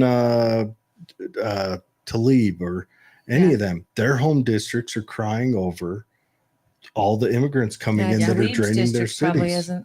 Yeah, because she's filling her district with those people crossing the border. But my friend Tony Gonzalez, he represents most of the border in Texas, and I've heard him say this several times. It's not really a partisan issue anymore. You know, Democrats, Republicans, and even recent immigrants are fed up with what's happening on the border, because people are waiting 2 hours for an ambulance. You dial 911 and the system's completely overwhelmed. So even somebody who came across the border illegally last year is now fed up with how porous the border is this year. Because you just can only put so many people on the life raft before it's going to sink. And we're all going to go down together. And the crime is going up in red cities, just like blue cities. Yeah. And it's become, Texas sends off a couple 100,000 throughout the country. They're dealing with millions. Yeah. And now Chicago or New York's mayor wants to send these to Utah. Adams. Yeah. And the head of the Nation of Islam in Chicago is trying to do a recall on Johnson right now. She's the person who got him in. The Nation of Islam was his grassroots, and now they're trying to impeach him now. But that's the thing. It's affecting Democrats, Republicans, and it's the fentanyl alone, the child sex trafficking. I mean, and we have border security watching these families. We have the capability under Trump to actually do an instant DNA kit and to test a child to make sure they're with a blood relative or something. And that's all been stopped.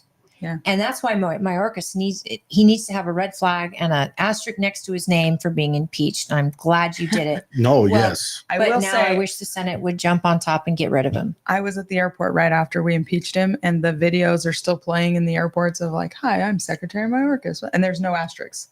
And it would actually make me feel better when I'm sitting in the airport and have to see his face if it would say on the video, Secretary of Homeland Security asterisk impeached. Well, they did it with Trump. Everything was Trump has been impeached 2 times, and it didn't go anywhere in the Senate.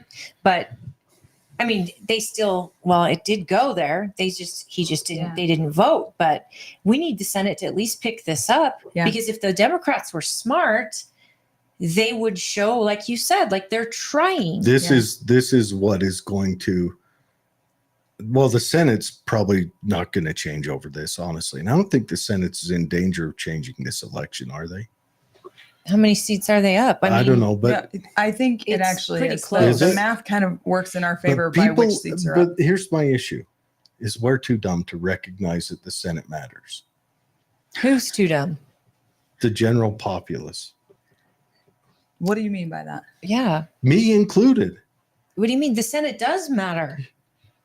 And Yeah. the two working together This really is where I want to matter. go with this. All right. I wish we could figure out how to get our Congress and our Senate to rein in the executive branch. Yeah. Because in my opinion, on general government matters, the congressperson is the most important to me. That's my I second person that. who sits in the people's Of house. course you do. And then if I'm dealing on a state level, it should be the Senate. But Yeah. lo and behold, Well, the 17th Amendment messed that up. yeah, they just got done stealing money right out of our pockets. And they said, you know what we'll do? We'll screw them again, over and over again. But the president was supposed to not have, he's supposed to kind of just sit up there and, Yeah. oh, this is what the people want me to do. I'm going to go forth and do it. Yeah. But when These they are the give bills, I'll sign them off. when they give all the power to the presidency, he becomes a WWE popularity contest. Yeah. And then the Congress starts, when we get strong on one side, we're going to dip in and take a whole bunch of power That's why the up. judiciary is so expensive. Is so important because they're supposed to rein in either office too. I mean, that's what these checks and balances were supposed to be about. Sure. Yeah. All these Ask executive Andrew orders, Jackson how that worked out. all the executive orders, the fact that Trump had to do so many. Okay. What time do you have to leave? Let's ask that. What time is it? I It's can't see. 30:30. Okay. Yes. So I've got 3:31. 5 more minutes. 5 more minutes. So All right, then you we're know going what? to leave Before I this go, all to you. Then. I we're wanna going to put in a shut up plug. and you do Okay. 5 minutes. All right, I'll do 5 minutes. So we've talked a lot about how dysfunctional things are in Congress, and it's true. I'm not even going to try to defend the dysfunction in Congress right now, but I do want to leave on a hopeful note, and it's this. The status quo is going to stay in place as long as the status quo is working. If we can keep passing big omnibus bills, if we can keep limping through and passing spending bills that increase the budget, things like that, it's going to keep happening.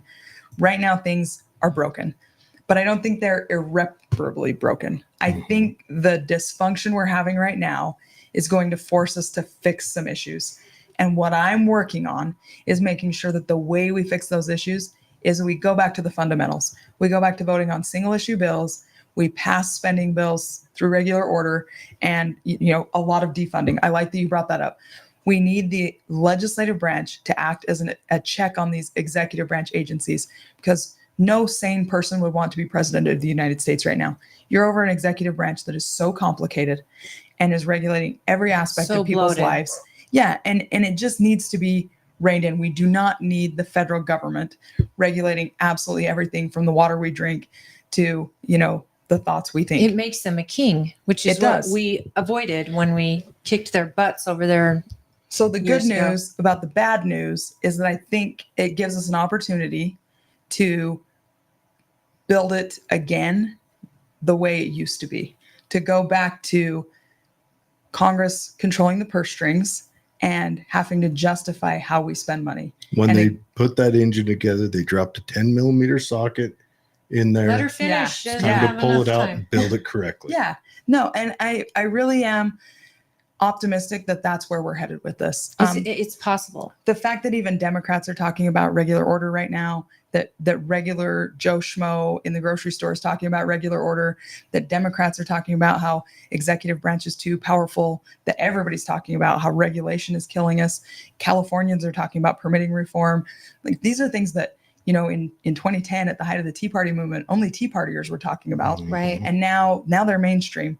So it's frustrating right now. There's no defense for how it's going, but the silver lining is this car we're driving is broken down. We can't keep limping down the road.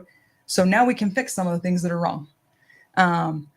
And so hang in there. The process might be painful, but that's why I'm still really excited to be in Congress right now, because I want to be there while we're fixing it and make sure that it gets fixed in a way that protects freedom for Americans and puts the government back in the position of doing things that the government's authorized to do and not overreaching its authority. So you can actually see in your own experience now and being there, can you see potentially, because there's the crazies, the handfuls of crazies that got that, but we have a lot of reasonable people there, Democrats and Republicans.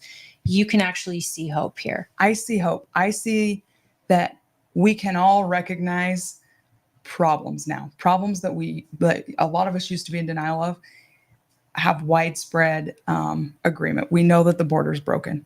We know that federal permitting is too onerous. We know that agencies are too powerful. We know we're spending too much money. There's, the best time to plant a tree is 20 years ago. Yeah. The second best time is today. I think we might plant the tree today. I wish we'd have done it 20 years ago. But we're better off doing it now than continuing to not do it. And on that note, I really do have to leave. Yes.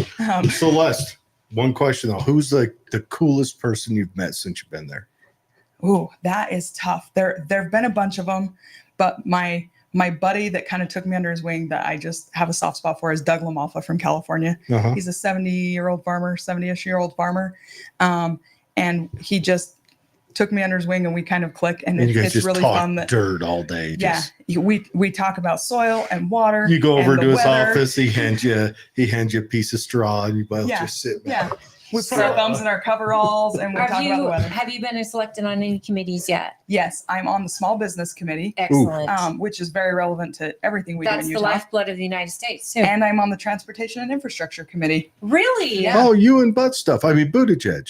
Well, I was going to say me and Burgess Owens, but you went a very different way with that. I can't thank you enough for being here in person. I'm just so I'm excited. just glad you guys let me come Everyone, on. Let's do this again. No, you're on. Hey, and next time you come out, Okay. we are going to shoot darts. Yes. Okay. You promised me that last time. It's. Yeah, but do you have your own had pistol? 30 I here in do, the but state it of doesn't Utah? shoot darts. Oh, he puts What the is bullet it? in. Is it a 9mm? 9mm, yeah. We bring it. Okay. It's a laser. We will shoot it with You your shoot the pistol. darts. Okay. All We'll right. have fun and we'll just shoot the breeze. Okay. Chat. Sounds perfect. If All you right. guys want to there's still a few tickets left, but if you want to meet Celeste and get to know more about her, come to the reception tomorrow at Lincoln Day. We would love to have you. She will be She here. will be Support here. her. She's We a got to huge get her out of supporter in here. our She's got county. to go to the airport. Yeah, I've got a Dwayne. flight to DC and back by the time we have our event tomorrow. You So actually have to be there earlier because Davis County. Dwayne, take over. I do.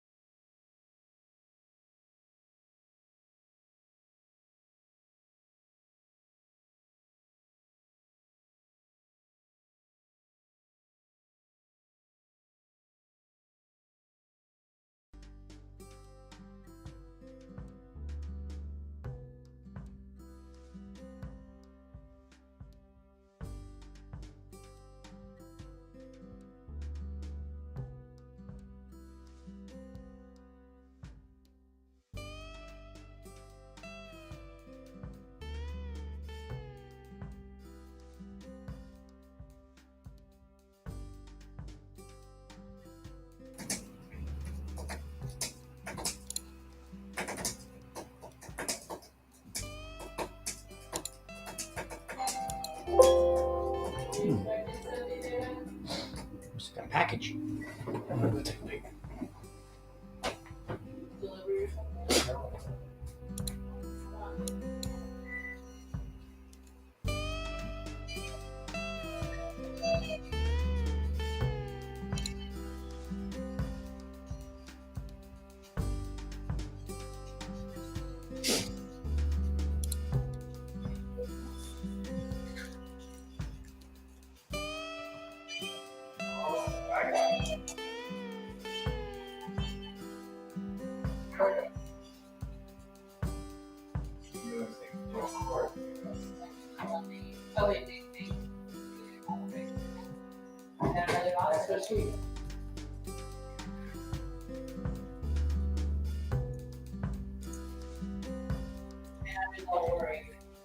That what? Who? You. Interesting. Crazy talk.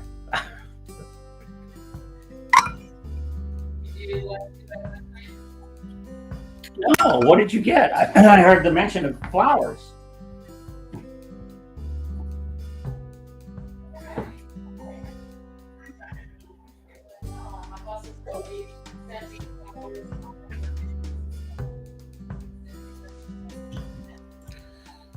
All right, we're back. We had to walk Celeste out to the car, but the music's still playing. I don't know how to make it stop. Dwayne does, though, and he will. So right now we'll talk over some sultry music. You're listening to the Night Train. Okay. Oh, and then we got a couple comments coming in. I think the last one's from your mom. They are still building houses for the wounded. Wounded talking warriors. about Wounded Warrior. Wounded Warrior is it's a project. It's a nonprofit that ran amok for a moment and now it's back. Same with the United Way. It ran amok and now it's back. But that was very cool talking to Celeste. She hit hard on that China question I had, though. That was the big one I was warming up for. It's so cool, and we're so grateful. But I'm not kidding, guys. Out here in District 2, I am not the only one that says it. Yemi is the chair in Davis.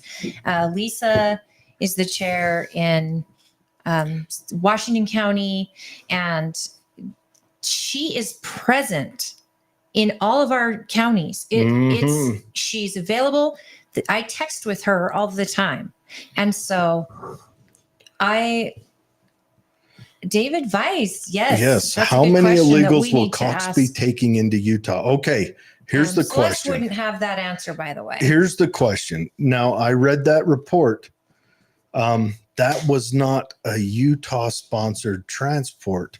It sounds like a New York shelter paid for that transport and sent them out here. Well, they're trying to pull an okey doke, I think. Well, I think on what they other did, sanctuary I think what places. they did is they're all packed up and they're like, send 10 to this state, 15 to that state. You know, they're trying to kick 1,000 people out. Now it sounds like it, He's from sending reading to it, red states. from reading it, it sounds like that one specific shelter wasn't pinpointing any certain state. They were just trying to get rid of numbers. And that's a joke. I'm sorry. But I'd like to know what Governor Cox thinks about that. That's a good question. Because it's not, I don't think it's beneficial to Utah to have 1,000 new people brought in without any background. I mean, you see what's happening in Europe and the crime for rape, for child abuse, violent crime is just skyrocketing, and it's a majority of immigrants doing these crimes. Yeah, the Rotterdam over there, they say it Rotherham. All right, English, illuminamium, whatever you say. But anyways, that deal, I mean, where the police weren't even enforcing it. They weren't even trying. Look at what's happening to the police right now in New York. Oh. I mean, even regular New York Democrats have had enough, and they've come out because when you start abusing police officers that are meant to protect everyone and nothing, a slap on the wrist for these people, that should not stand. Well, they've got Democrat movie stars that hated Trump 4 years ago now saying, I'm voting Trump. If I were Cox, I would be putting them into labor camps and having them build houses for wounded warriors. Oh, David brought it back around. David, where are you at? We need you. Silent but deadly. Here's step one. Offer them nothing. Do not give them a dime out of the coffers. Not a dime. But then you have more homeless. And we already have a problem with homeless. Offer them nothing. That's step one. Find them sponsors. Oh, sure. If someone wants to sponsor them, Company sponsors willing to hire them, and the Catholic Church charities will sponsor them. So will the Mormon Church. I don't think that the populace should give them anything. Well, as you've learned, the populace doesn't have a choice, and it's decisions made by governments, which is why we say this all the time, but how you vote on your local races affects your life far more than how you're voting federally. And that goes for immigration too. What is your governor willing to accept? What is your local communities willing to accept? And what are your sheriffs willing to accept? I think it's important, people, on how you vote. We're open for some calls, so if you guys want to call in, I see a few of you. So David says the labor camp of David Weiss is accepting conscripts. Why do you gotta call it a camp? We'll call it Camp Weiss, and above we'll have big wrought iron thing above it that says "Work will set you free." Work shall set you free in German. German. Let's not call it camps. Well, let's call it summer camp. Summer camp. Where they learn how to Camp David. Boom. We need that sound effect. And then one day some old shuffling man will land in his airplane and wander around like a Roomba. Okay, let's open the calls up. If you want to give us a call at 385-899-2134. And if you have something that you want to discuss regarding the Congresswoman, we would have had her for some calls if she had more time. She's hopping on an airplane. It was very kind of her to pop in like this. It was a great surprise. We will have her on again. I like her. I like that she's forthright, but I want to dig in some more on that China stuff because she's thinking an 8.5. That's kind of what I'm thinking. That's where I'm at too. And I'm not just with China. I don't think everyone. I don't think China could do a military invasion, but what if they're just popping sleeper cells in here? They don't even have to be armed. All they got to do is know how to run a computer, and they can. I don't know, crash AT&T maybe. Yeah, let's talk about that. Now AT&T's come out and said it was just if you don't know, AT&T service went down, the data, so people weren't able to use their data. They could use Wi-Fi to call, but their phones went down, and then 911 went down in parts of the United States. AT&T actually said that we were just doing an update. Well, for 12 hours. Yeah, and think about that. An after the fact answer that they gave. And Verizon and T-Mobile were both overridden, and they say that's because they were taking a lot of the AT&T tower struggles. But you guys, this is our infrastructure. And again, like David Pine had said, if we would have put even $5 billion years ago when it was first brought up that this is an actual threat to secure our water, our electricity, our cell phone towers, whatever it takes, cyber attacks are real and they happen every day. I heard one person said, one person that was discussing this was actually saying that usually 911 of a place like VEC here in Utah that handles all the dispatch for a certain area, they usually catch 1 or 2 cyber attacks a day. And luckily they're catching them. Well, and that's your 911, probably not a target that's targeted all the time. Imagine what banks are catching. Imagine what power substations are catching. But you realize 911, I mean, that's life and death. Well, your life and death, and that has real consequences. Banks can get fixed. I mean, if there's a problem, as long as people don't rush to the bank to get their cash out. Ooh. But that's when destruction really happens. 911 is pinpoint. It hurts little parts here and there. You take the power away, you take the economy away. That's everyone. Yeah, the protection's gone too. Just type more zeros. I know. What if they hacked the bank and gave me money? That'd be crazy. I'm not throwing that idea out there. You know, they'd call it a crime if you cashed that in and kept it. But if you accidentally were to underpay by mistake, oh man. Also a crime. Also a crime. But if they make a mistake, oh no. But no, that's a lot to chew on. If you get the chance, listen to Brett Weinstein talk. You can either, his two best talks are on Joe Rogan or on Tucker Carlson. And it's shocking. So, yeah. And then what if it is a kinetic army that they're shipping over here? Mostly fighting age men. Shipping them over here. There might be, remember you used to hear about those camps out in the woods of Arkansas that were Al-Qaeda camps. I didn't take too much stock in that, but a Chinese one, I take a lot of stock in that because Al-Qaeda didn't own a lot of land, but China does. But you know what? All they could be is spies. These could all be well-educated in tech. They could be well-educated in politics, American politics, whatever. They could just be here well-educated in small arms. Sure. In explosives. I wish our FBI was well-educated into who is crossed our border. And I'm afraid they're not. I don't think they know. You know what you never see? You never see Chinese nationals that come over here to school dye their hair purple or green either. You don't see litter boxes in schools at Chinese schools where the furries and the people identify as cats are. Even over here, like you don't see them come over here. They come over here, they put their head down.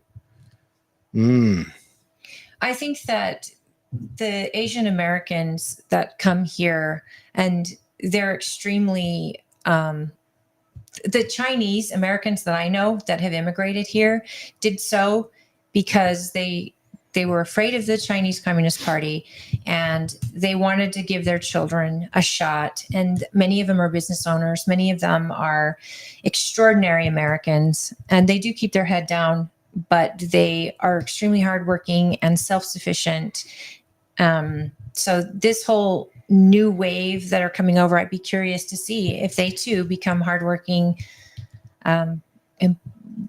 employers someday or own businesses or work for business. I'm curious what a year looks like, but I'm also terrified.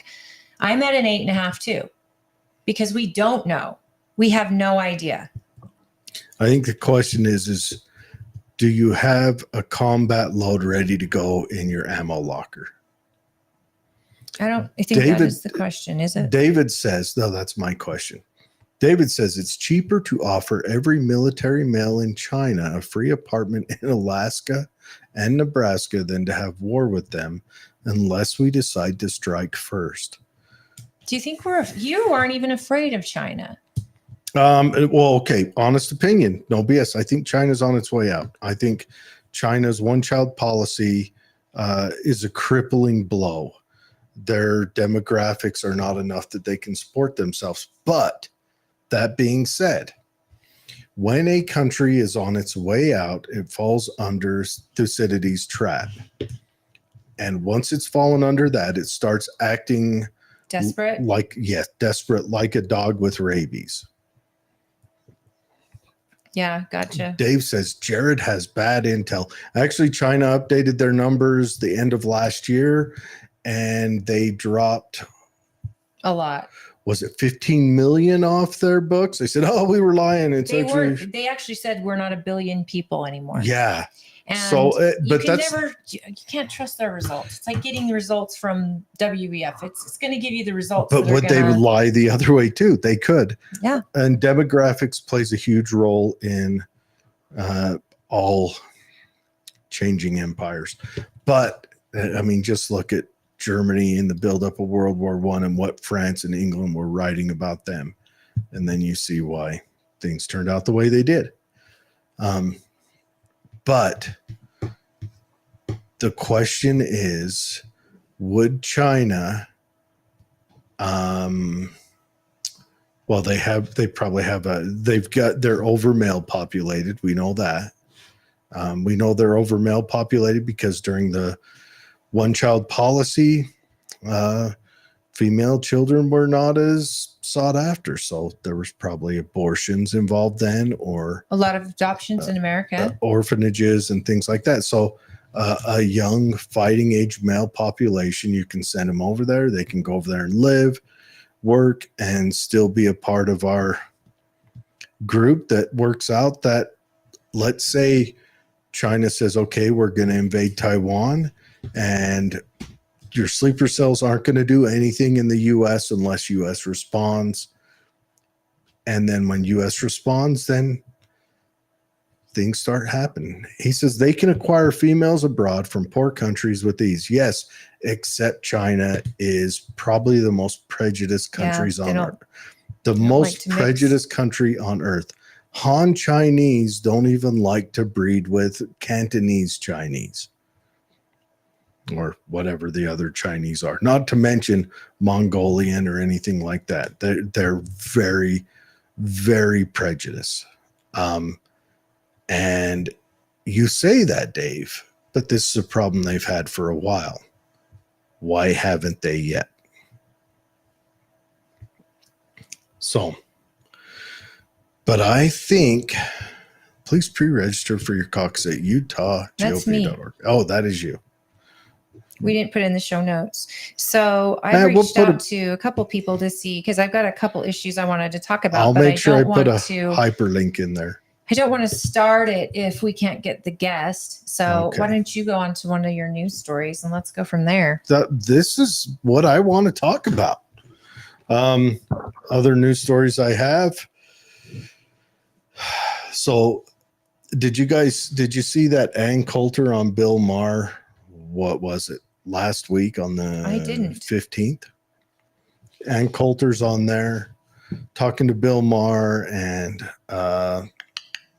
what's that guy from CNN, the black guy? Interesting cat. Anyways, I'll see if I can't figure out how to pull this up because I've done so well in the past. All right, so I got it here. Got it here.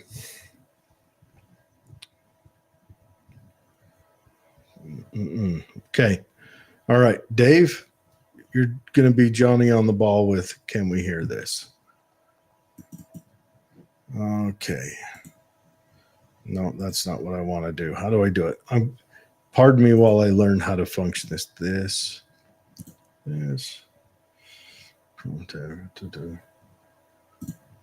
Put it in a window. If you're commenting right now, I can't read your comment.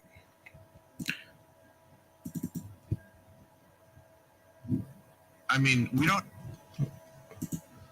Okay, so I got that up. This, share. Boom, look at that. I have figured out something. All right, so we're going to play it now. I don't know who did this shooting, by the way. The Super Bowl shooting. We have some idea. What? If it were a white man shooting, we'd know. That's true. Well, we don't know. That's how we know it's not a white man. I can tell you that much. They were pressing that reporting.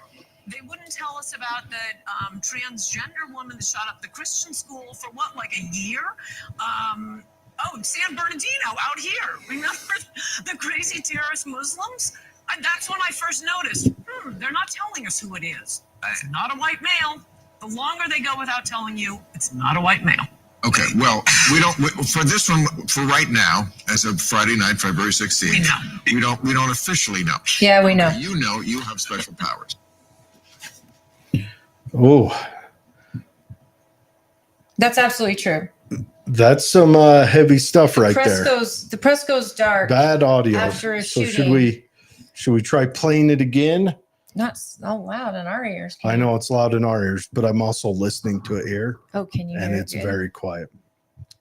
I don't know why it does that, but yeah. So That's quick. I'll just move this off if you want to try it yeah, again. let's play it again. Whole thing. I mean, we don't know who did this shooting, by the way. The Super Bowl We shooting. have some idea. What? If it were a white man shooting, we'd know. Well, we don't know. I mean, they haven't. That's how we know it's not a white man. I can tell you that much. Do you think they're repressing that reporting? They wouldn't tell us about the transgender woman that shot up the Christian school for what, like a year? San Bernardino out here. Remember the crazy terrorist Muslims? That's when I first noticed. They're not telling us who it is. It's not a white male. The longer they go without telling you, it's not a white male. We don't for this one for right now, as of Friday night, February 16th. We know. We don't officially know. Okay, you have special powers. I mean, we don't know who did this shooting, by the way. The Super Bowl shooting. We have some idea. Whoa. We know. And she's absolutely right. It was a black male. It was a couple of black males. And it was gang related from what the press has said. But it's, I heard one guy on the news because someone called and referred to these shooters as thugs. A mayor of, I don't even know what city. He was offended by that.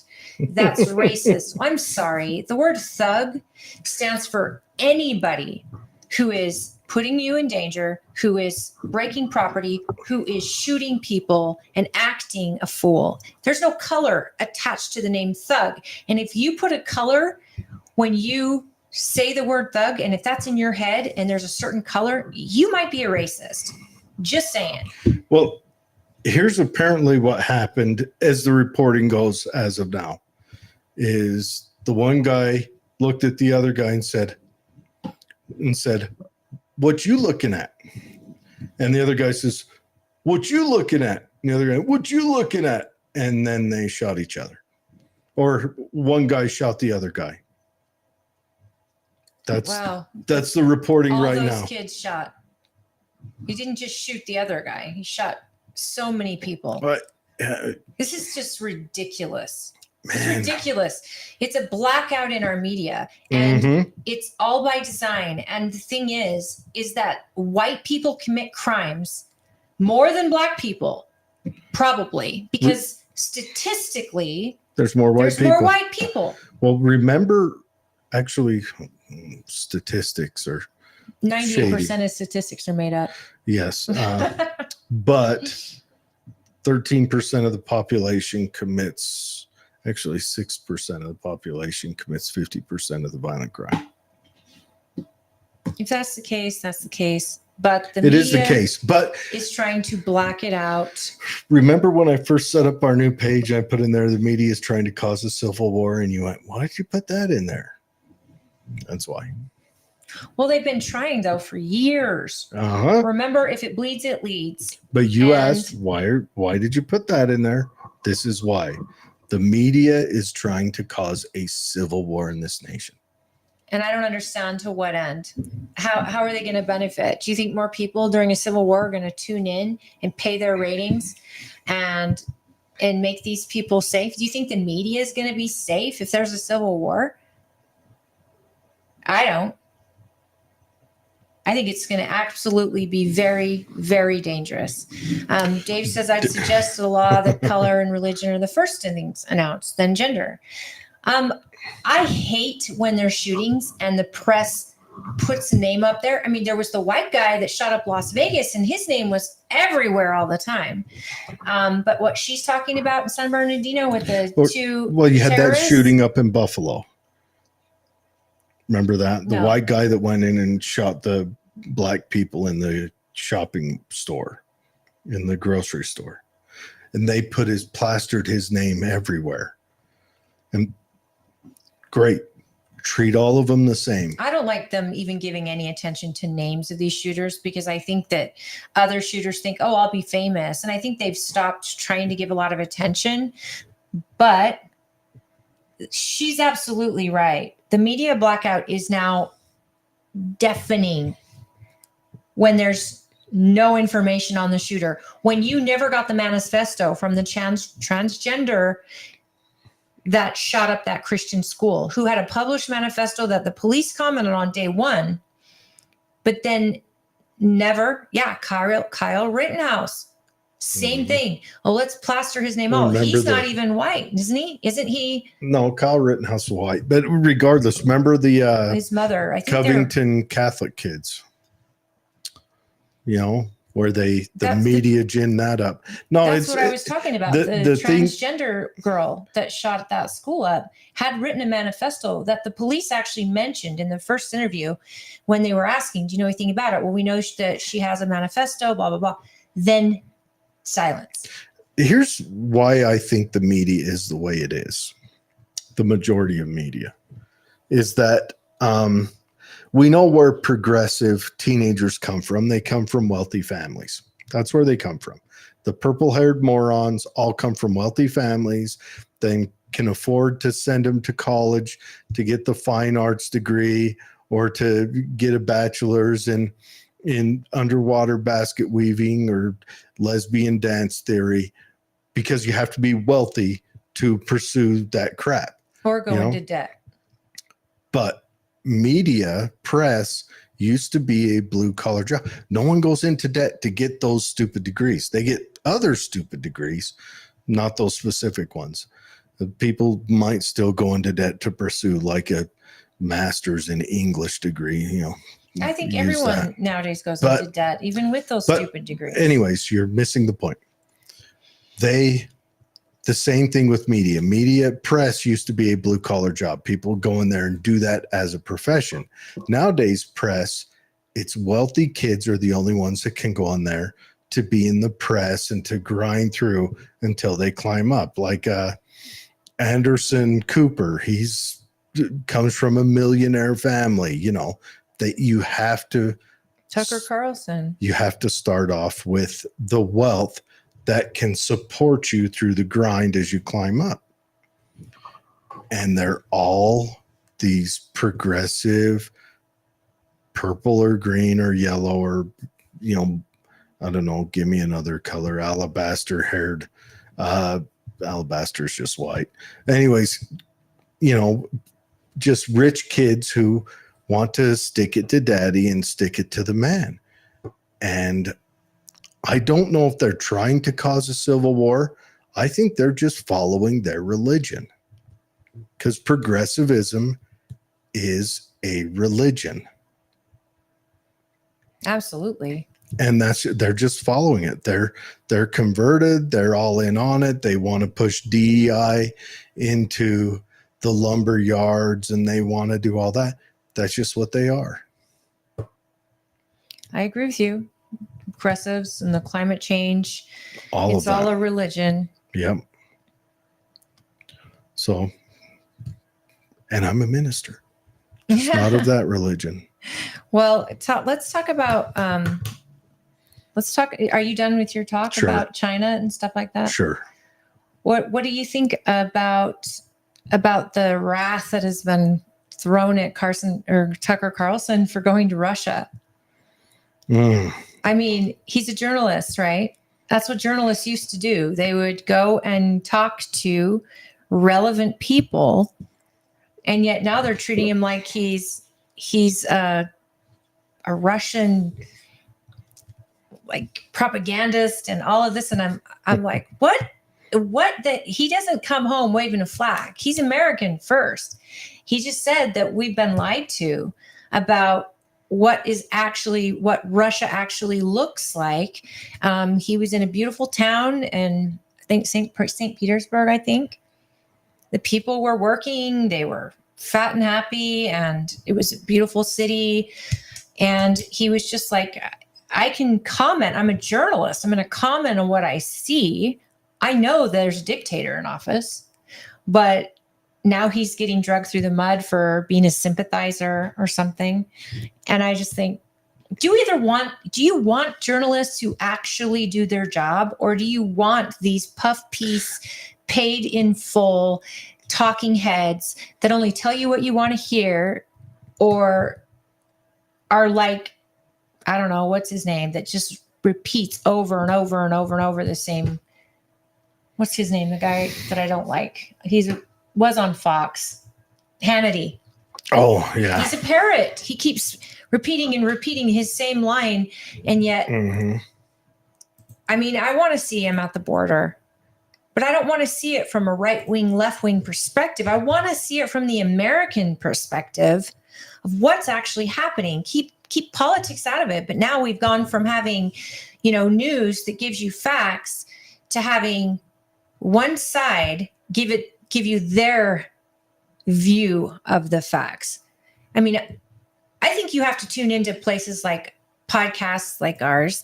I mean, even the right wing majority of the talk shows, I try to listen to both left and right to try to find my facts in the middle, because I know everyone's got an agenda, and sometimes that agenda is meant for good and it's meant to help people and it's meant to do that. But at the same time, there's a little bit where you have to figure out what the facts are. And that bothers me. Media, at least by design with our Constitution and with that First Amendment, was in order to give a free media so the public would get factual information. Was it Meet the Press when they interviewed Zelensky? They threw nothing but softballs at him. Like the girl asked him, "What's your favorite music?" So I'm just saying, it's a little hypocritical. Look, am I a fan of Putin? No, not. I mean, he's just a strong man on the world stage. He's going to start acting erratic because he's built an autocracy, and autocracies are notoriously hard to give up. It's notoriously hard. Yeah, autocrats usually end up in really bad situations when they're done. I've let my feelings be known before on what I think about the whole Ukraine-Russia thing. I think there were so many avenues to head it off at the pass. Now Ukraine's out of people. So we're moving into the options of, maybe we could send some illegal immigrants over to Ukraine to defend it. But we're just bleeding ourselves dry on a lost cause. Well, and an illegal immigrant who doesn't already love America and doesn't understand our Constitution and all of that, how do we expect them to defend it? Oh, we're not sending them over there as a voice for America. Not a voice. I mean, even as a soldier. No, we're sending them over there as we put an illegal immigrant soldiers, dropped off there. Oh, you're and saying we'll let Ukraine sort out we create how to a arm couple them. cruise ships and send them over. Cruise ships. I don't know, how much does a parachute cost? Either way. Not a bad idea. I know it's and not we a say, bad look, idea. you go fight But Ukraine. Ukraine is a generation lost. You look at the people now. The people are old like me. Their soldiers are old now. That's a generation lost. This is going to leave a scar on Ukraine. Mark my words. Ukraine, if they survive this, even if they don't, in 30 years, Ukraine is going to be a brutalist place. Either they're going to commit brutality on a neighbor, or they're going to be brutal internally. And then I like how Zelensky has shut off his elections there. But we're getting after Putin. Now, I do think Putin probably killed that Novak or whatever his name was that running against him, because Putin's got a track record of doing just such a thing. That's just what it is. I mean, he essentially has set up a monarchy, except it's worse than a monarchy. Because he doesn't have, the permission of God. He just has a strong man got in there. And it's real interesting. I've been studying on how he got in there, and it's just an interesting story. He got that job because he wasn't a threat to anyone. So Gorby gave him that job. I don't Just get let him it. in. He was unknown. He was a station chief in Eastern Europe. And did you read his? Oh, okay. So Cox should force the Jazz to take on a few midgets for DEI. DEI is a big discussion at the state, and I've seen some of Cox's responses on this. And he's like, "Why can't we have diversity and still work together?" And I'm like, "Why don't you look at Boeing right now? Look at airlines now. They just fired one of their top dogs at yeah. Boeing for it. DEI is dangerous because when you stop caring about merit-based jobs that require, DEI hires in other places might be fine. But when you need somebody to do a job that means life and death for the citizens of the country, or they're protecting life and death, like a military or police, you need merit. You need people who not only understand the Constitution and the oath they carry, but they also have to understand the job really, really well. So building airplanes, piloting an airplane, all these things require merit. Being a doctor. You can even be a bad lawyer and nobody will hire you and you won't make money, but will the state hire you? And then you become someone's public defender, and then you're in trouble if you don't have money to protect yourself there with a good lawyer. This is one guy I'd like to interview one day, but have you ever heard of Freedom Tunes? No. You haven't? All right. So I'm going to try to share this, and let's hope it works. Let's hope it works. All right. So we're going to test out my sounds on this. Okay. He's got a cartoon called DEI Airlines. So we're going to talk all through it, and we're totally stealing this right now, but let's just play. Is there a restriction on it? Everything has a restriction if you play it too long.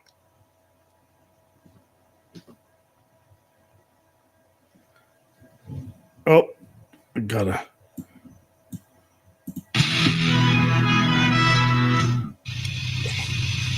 David, let us know if you can hear it okay. Wow, that's great. The pilot was chosen because of their skin color. Hey, I have to pretend to be mad you said that. No, I'm saying it like it's a good thing. Good, because it's definitely a good thing. So good, I want to warn everyone on the plane about the good news. I like how they're just gritting their teeth and sweating. Please, gentlemen, children. There are children on this plane? Oh, wonderful. Great news. Really great news. This airline has decided to pick its pilots based on diversity. Oh, wonderful. My child is here. Yeah, I'm so glad to make this history like this. Yeah, it's great. Seriously. Everybody has to. They're scared to go, what? Yeah, we really are going to be history. Whoa, that's so great. The people who built the plane were selected because they were black women. We need the person in the front of the plane to be a different color than the people in the back of the plane. Or the same skin color. I can't think of anything more important in a pilot than them looking like me. I flew in Desert Storm and got dressed up for this job. Oh, he's great. Even the flying with us today. even the our new pilots stewardess is gritting her teeth. On the whole time, but that's okay. Please don't ask me for anything. Oh. In today's news, DEI Airlines Flight 267 has landed unconventionally with no survivors. It's suspected that Landed unconventionally with no survivors. Airline, with DEI Airlines opening an investigation into passenger conduct, and this news station has obtained audio of the flight's final moments from the flight's box of color. Oh wow. Oh, I've never been on a plane pointed in this direction before. How historic. They're supposed to stay in the air anyway. I'm a retired pilot. Maybe I can help? Not to imply she needs my help or anything. I think maybe it's time for Lightman to sit down and listen. Sorry. Oh my gosh.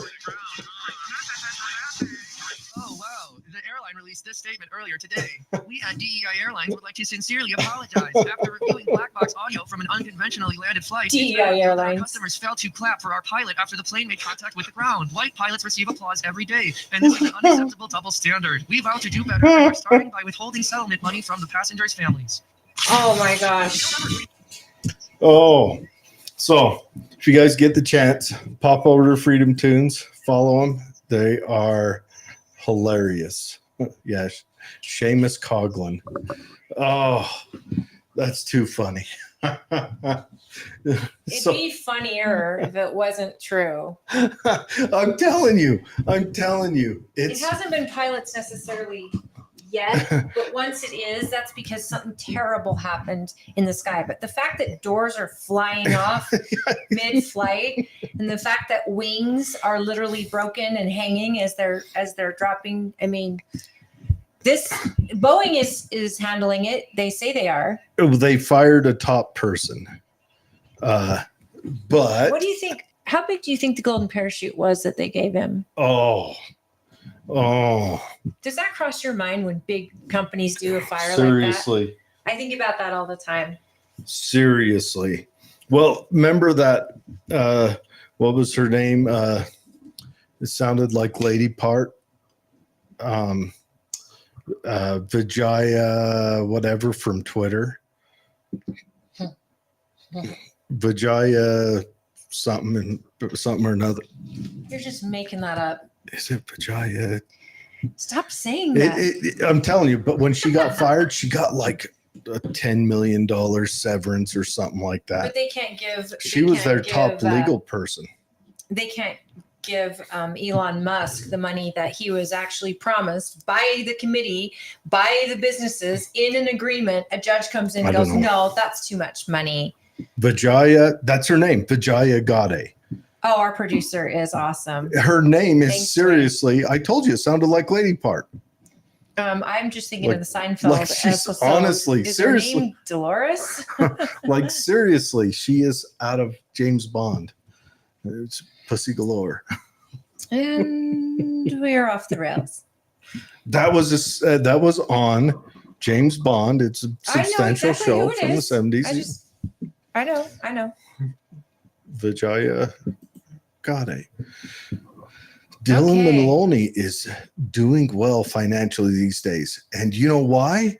Because all of those purple-haired colleges are paying it to go there and talk about its whatever. That's it. It's a lot of it's. I guarantee. Yeah, she had so many sponsors, and even, I mean, Bud Light was just one of them, but after that,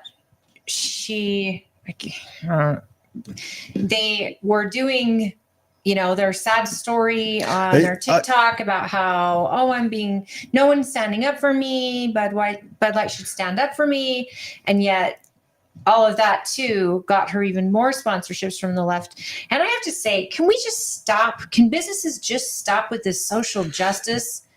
Like, to me, it doesn't seem smart to alienate half of your base, half of your customers. I don't think Dave says surgery pays off these days.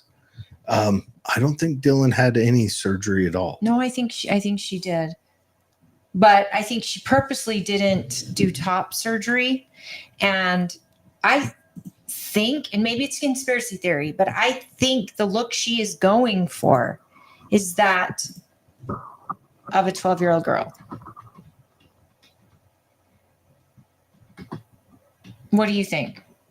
I don't think they've had. Which is so creepy because the men that follow her are, I don't know, creepy. I don't think they've had any. Okay, has facial feminization surgery. Okay, what else? Because I believe that because she's been doing day 1 of being a girl, day 2. I honestly don't think they. But I don't think she's doing top surgery. But see, she comes across like a 12-year-old girl, and she's got a lot of attention from men, which creeps out. Dylan Mulvaney was a stage actor. Yeah, she was actually in the show, the Book of Mormon. The Book of Mormon. But she was a man in that show. Dylan Mulvaney, I think, just wanted to become popular, so it pulled a sundress on itself, and it went out and said, "Here I am, look at me," and acted. And I think she really loved the attention and the fame. Oh well, no, they did it just for that. But do you think that she anticipated having to go full transgender because of all of the influence? I wouldn't even call Dylan Mulvaney trans. I would just call Dylan Mulvaney a drag queen. Oh, I swear, David, I believe that she's had bottom surgery. And I don't not that think it's so. any of our business, actually. Does it matter? I really don't care if she has or not. I've heard that they've had face surgery, but I don't think that. Okay, you're just going in over her facial changes. That's the only surgery I've ever heard of. I think she's still I think she's still packing her twig and giggleberries. And there it is. She still has all of her wedding tackle. My friend Cordog is gonna love that you brought up the twiggleberries and the tackle. The hot twig mic, and giggle. hot mic. Dave says, "I'll never know. If I ever meet Dylan Mulvaney, I will send them to your house, and you can check." Has he even given you his address yet? Not yet. Dave, is that by design? Because we want your address. But no, Just share it in the comments. That would be great. I think young Dylan is still packing heavy. The facial plastic surgery, Dylan is what, early 30s now? That's not, Yeah, but he had her Adam's apple removed, and I haven't seen any top surgery. No. But again, I think it's a little bit concerning. Just facial feminization surgery only. Most of her followers are men, and really? I thought most of them were teenage girls. Oh, a lot of them are men. Okay, all statistics are made up. But listen, I'm just saying what I've seen on her feed is a lot of men, and I feel like she's appropriating my culture as a woman. She's doing Holly face. No, she's appropriating every woman, but she does it so out there, and they want to be a woman. Oh, I've got cramps. I thought she was making fun at first because she was so over the top, and then I don't know. I mean, she could literally have been making fun, and then all of a sudden realize, oh my gosh, people are really believing me. And so, I mean, she worked for the South Park guys. They're the ones that did that play. So then I thought, what if she started out as a caricature, just like Dwayne is saying, and then all of a sudden she's getting all this attention from the LGBT groups, and she's in too deep now at this point. It's LGBT plus IAA Two-Spirit if you're in Canada. The Alphabet Mafia. There's other stuff. I'm sure I forgot some, but I will not stand for you. Go on. I apologize. You have to just break yourself in there. But so this is probably just really crazy. But I think that once she started it and realized she's getting all these followers, and then now she's getting sponsorships, and she's becoming I think all the sponsorships are gone now. Movement. Oh no, she's still making money off. What sponsors is she getting now? Makeup.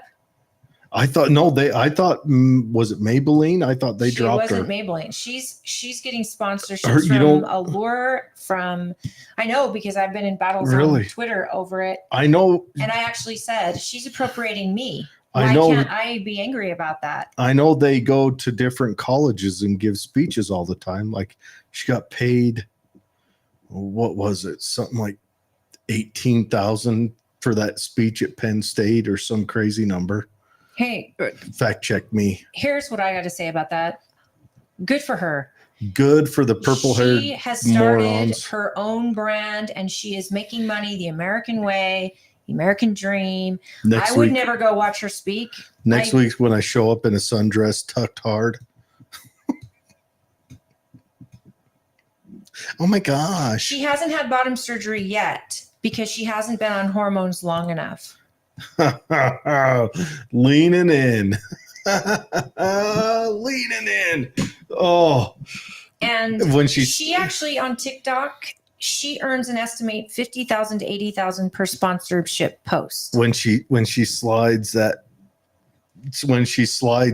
her. Look at those are all her sponsors. Ulta's the one What's that on Ulta? Twitter. It's a makeup I know company. what KitchenAid is. But I was What's on a Kate Twitter Spade? feed of it was a meeting that Ulta sponsored with her, Dylan Mulvaney, Okay, and I then know what another Crest guy. is. Listen, and another guy who had a full beard and makeup on, talking about women's issues. And I made a post that on theirs. Yeah, it's that funny. I wrote, "This is laughable.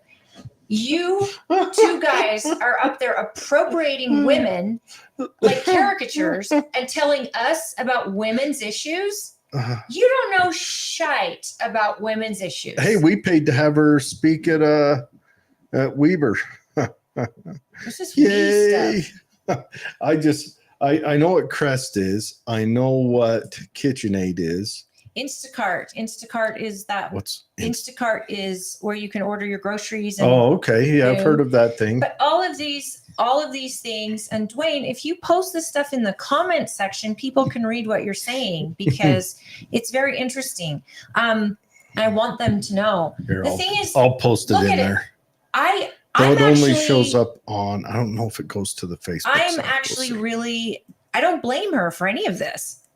If people want to pay her to be their spokesperson, great. I want to know what these companies think is a good representation of themselves. I would rather know. Hold on. You know, I gotta get the sound cranked off. This is just so I can post it in here.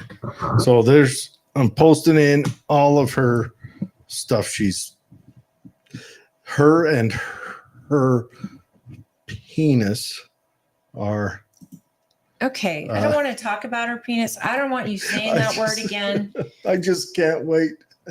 When she said When she gets when cramps, she's getting it whittled off, and she's like, "I'm doing this for the money." she talks about on her feed sometimes. I don't follow her. It just shows up in my feed that she can't wait for Dr. So-and-so to What be able feed? to Like in Twitter? Twitter for Dr. So-and-so to be able to transplant a uterus. I was like, what are you talking about? The male body, the heart, there is actually lining around a female heart to protect it so that it can actually survive childbirth. Men don't have that. So is she really, not that maybe she probably would have a C-section anyway, but are we seriously talking about this? This is the person that all these companies want to speak for them. And I'm glad. Good for her. She's made a brand. There are people who are buying it, whatever. At least we know, right? I applaud her because this is America and anyone can do anything. But I just have a feeling that it probably started maybe as a joke or, hey, I wonder why this would happen. But now it's turned into she's like some idol to people. I'm just it's like the TSA when that woman and the woman was getting felt up by the TSA. I just like how you're coming apart over this. Oh, it pisses me off because I can't appropriate other cultures, but men can appropriate women. That's okay. And nobody calls it that because the left invented that. So when we call it back at them, then you're the worst. But here's the other thing. Do we want to read this on here or no? One thing that I laughed at the time is the headline that said that woman yells at TSA for touching her balls during a search. You can't make that up. Oh, I remember that. So much wrong with that. Have you seen that show? Oh, what was that show? Sorority Boys? It's not gay if it's a TSA. It was a spoof, but the one girl, oh, my ball vagina. Guys, we have to stop playing in their circus. Do we want to buying a read this ticket one, or to is the this circus? or is this a stretch for you? No, I'm done with this crap. I'm done with it. Feminine me. I want people who are literally struggling with body dysmorphic disorder. I want them to get help. I want them to feel safe in their own skin. I want them to make sure they have support around them. I don't want them taken away from their parents by the state because you're not appropriating their gender or whatever. I think that parents need to take care of kids who are struggling with this in the most sensitive possible way, because these kids are struggling with what is known as a mental illness. Body dysmorphic disorder is a real thing. And to change your body at a young age, to me, that should be considered child abuse. Just like if I took my 11-year-old down to get a tattoo, people would be looking at me like, you might be out of your mind. Well, she really liked Dora the Explorer 5 years ago, so we got her a Dora the Explorer tattoo. My son wants to be a pirate, so we had his leg amputated, gouged one of his eyeballs out, and bought him a parrot. Like, do you see? We cannot keep playing in this sandbox because it is going to hurt people. If they become adults and they feel like they still aren't whole and want to do this surgery, then let them with their doctor make that decision. I don't want to get into that. I don't want to be in that business. I also don't want taxpayer dollars going into that business. Just like, taxpayer dollars won't help me if I can't get pregnant. They're not going to help me if one of my body parts isn't working. Hell, most insurance companies won't help women who need to do IVF or anything with hormonal shots. Even their insurance is like, sorry, we don't pay for that. That's elective. But now taxpayers are paying full price for transgender surgery. Are they paying full price for schizophrenic medications? Abortion is half off. Oh, I'll feel bad if Dylan Mulvaney gets a uterus transplant only so she can have abortions. Can you imagine? This is the world that we are living in, and we are giving so much attention to this, and we're playing in the sandbox with crazy when we actually should be sitting down kindly and sweetly and calmly and getting them help. And doctors and psychiatrists are looking at these people as long-term money for them instead of helping them find comfort in their own bodies. I know what it's like to have a disorder where, well, I was diagnosed with body dysmorphic disorder when I was in my 20s. I know what it's like. And believe me, nobody sat me down and said, you know what? You should get down to your birth weight. You're way too fat. You should keep dieting. You wouldn't tell that to a bulimic or an anorexic. Why would we tell someone to cut off their genitals or enhance their genitals or try to change their bones, whatever they're trying to do? Why would we do that when these people need help and love and understanding? So good for Dylan Mulvaney. She's making money on her brand. I do believe that's what it is. It's a brand she's created. She's laughing all the way to the bank. So is every single doctor that decides that a 17-year-old needs surgery, that a 14-year-old, a 12-year-old needs hormone replacement, or all of that. They're laughing all the way to the bank. And now, like in Indiana, they're taking your child if you do not affirm the gender they say they are. And can you imagine in a court of law defending that? Well, this week he says he's a girl, but 2 weeks ago he said he wanted to be Batman. So he's a millionaire. We put we're just waiting for the money to come in. We build him a cave downstairs. Like, when are we going to, as a society, say, nope, let's get these people help. Let's help them. Building a rocket because he says he wants to be an astronaut. Right. Here's a funny story. Sorry, I get heated about this because I have so much compassion to these young kids that are going through this. I have been through something like this. I know what it feels like to not feel happy in your own skin. I can't stress that enough. I know the last thing I needed was for somebody to come around and go, "You're right.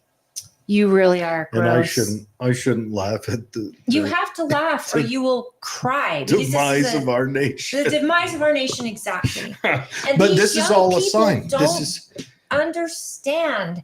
This is all a sign of wall nations collapse, wall civilizations collapse. And the wildest thing is this is happening across all of the Western nations, all the European, all the Western nations, all of the where liberalism was born. You don't see this is collapsing in Asia, like China. You'd never see this. But they're not collapsing right now. They're on the way up. You'd never see this in countries that have communism. I mean, it's not allowed. You're not allowed to be an individual, and you're not even allowed to be gay. Hold on. In Iran, you're allowed to be transgender.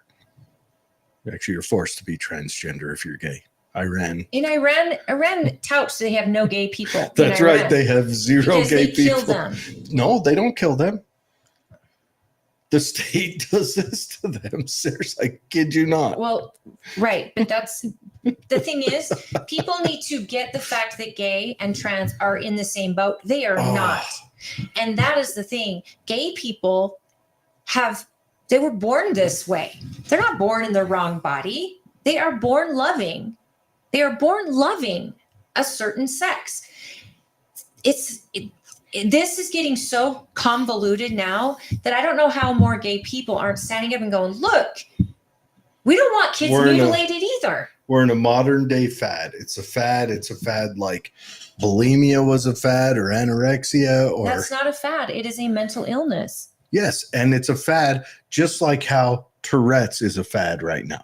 I'm telling you, I would not call it a fad. It's been around forever. Dissociative disorder is also a fad. It pops up and it spurs. They've done the studies.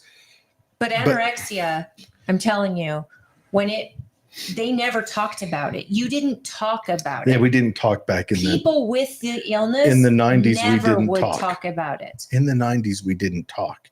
We're Gen Xers. We don't talk about our inside feelings. That's for ourselves. But let me tell you this. In the 90s, teachers didn't put you on a pedestal for a mental illness. Bingo. They stopped calling it. They're changing the words. They're changing definitions.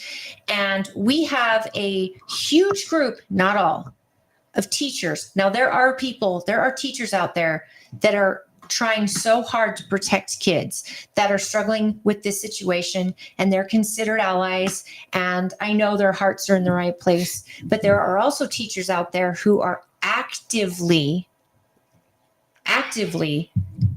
pushing this along in a kid's mind and making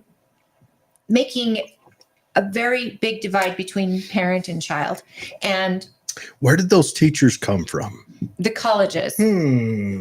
By design. Where, honestly, the enemy of our nation is in our public colleges and our public schools. Yeah. But I got a funny story. It better be funny. You've laughed hard enough about my story. Tell me. Oh, no, I didn't laugh about your story. I just laughed because you follow Dylan Mulvaney. I don't follow him. Is Dylan going to change her name to Delina or something? She doesn't have to. It's a neutral name. Change it. No, go hard at it like astral fart cloud or something. Anyway, so transgender woman's lawsuit over discarded tissue dismissed. So. Oh my, come on. So a dude starts dating this cookhead, right? This way out there, super purple haired, humana. I'm not going to read the story. I'm just going to tell you what I know. And they break up. She moves out,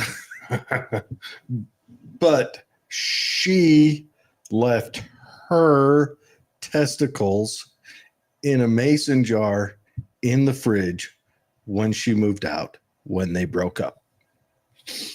So he let him stay in the fridge. I think it was for like 4 months. And then finally he's like, I'm done with this. And he threw her testicles that were in the mason jar away. So she took him to court to try to sue him for multiple thousands of dollars because he threw away her testicles. They call it discarded tissue. But it was thrown out of court, I believe, because she left her testicles in a mason jar in his fridge for a long time. Again, this is the stupidest conversation we've ever had. This can't even be real. I mean,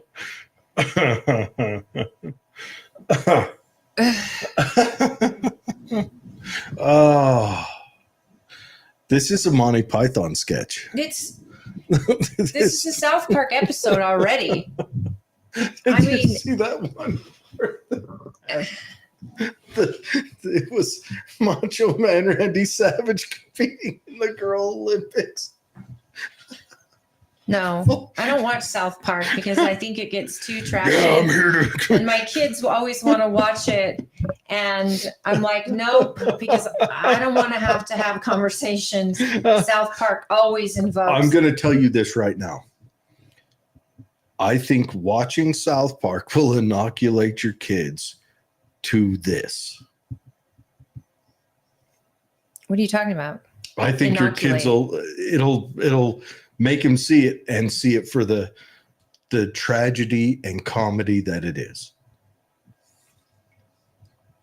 South Park has absolutely already done that with so many things. That's what I'm saying. It'll do that for your kids. The COVID episode they had was pretty great. Did you see that one? Yes, I did. Tonight, I am starting off with some Rogue Gumbaroo. It's a West Coast India Pale Ale. It's quite good. It's got a bitter hop to it, not as much citrus on the nose. It's quite good.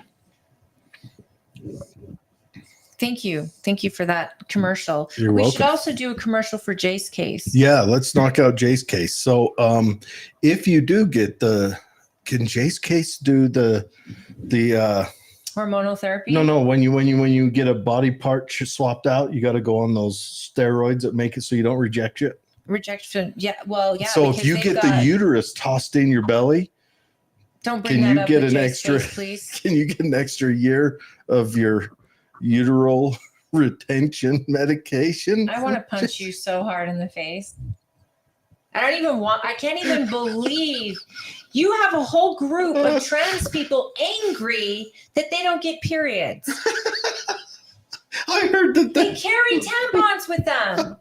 They put tampons in men's bathrooms. Why are we? This world is so crazy. But I support Not the that. world, this country and the West. Let's just say The West. Western Yeah, I support civilizations.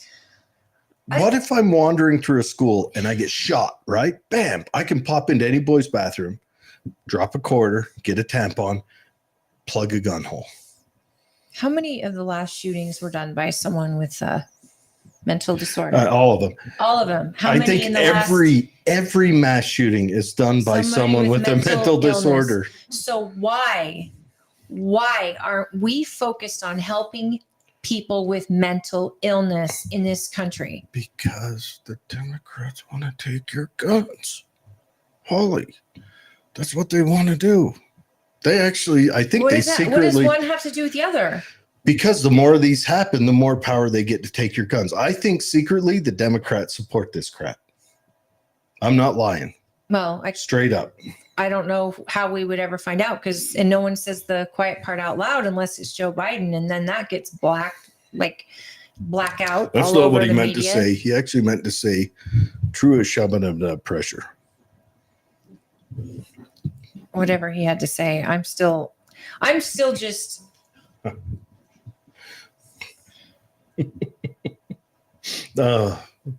She kept her testicles in the fridge.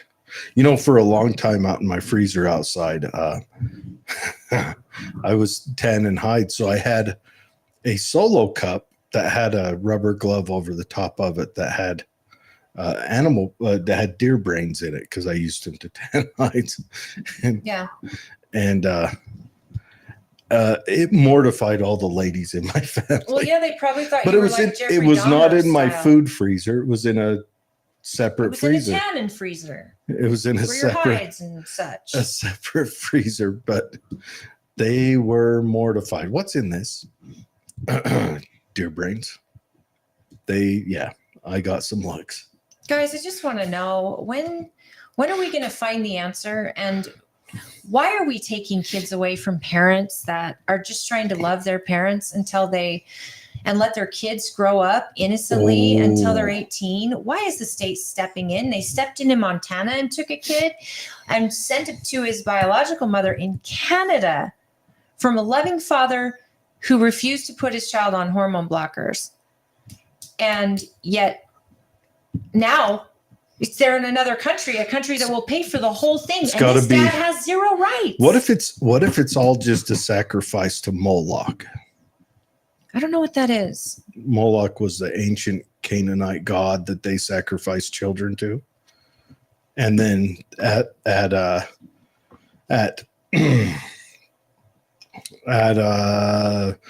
all right, someone come through for me. Dwayne, what's in California by San Francisco, the politician and rich person summer camp that they go to? Illuminati? Carthaginian god? Yeah, it's a Carthaginian god. But what is the Bohemian Grove? They worship Moloch there. They have a cremation of care where they have a big Moloch statue and they have a effigy of a child they burn. And what if all this, the abortion, hacking off the twig and giggleberries, all of that is all just a sacrifice to Moloch? Because the Carthaginians did it for wealth and prosperity, and so the plants would grow. What if our leaders are, worshipers of Moloch? I don't know how we move forward. I don't know how we move forward in a nation where we can't even say life matters. We can't even say a child's life matters in the womb, or that elderly lives matter. I like Dave's question, second from the bottom there. Rude. When we live in a world like this, how do we expect to have a future? I mean, we're gonna be screwed. Because dude, seriously, the youth of today. Come on, cancer. He was originally Phoenician. Yes. Sorry. We actually are in trouble, people. If we can't even show sympathy to those, I mean, I show sympathy. I have a lot of sympathy for people going through trans issues.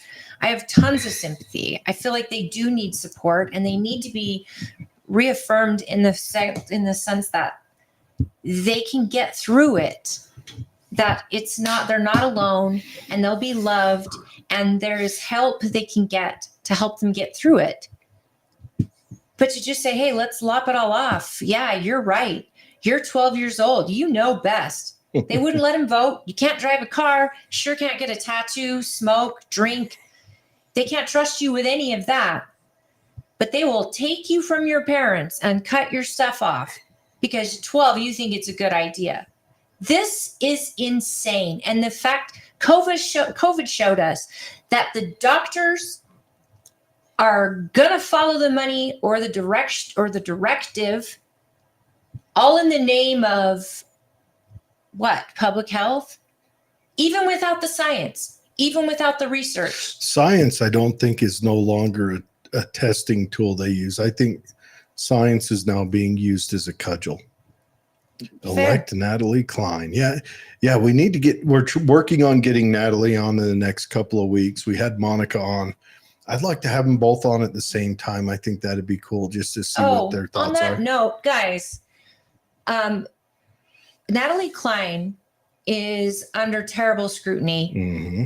And she did an interview on channel, a KUTV, where they sat her down and she got to explain everything. I'll share it. I'll share that interview on this page for Political Podcast or Political Head Trauma page. But I want to talk to her and I want to have her on.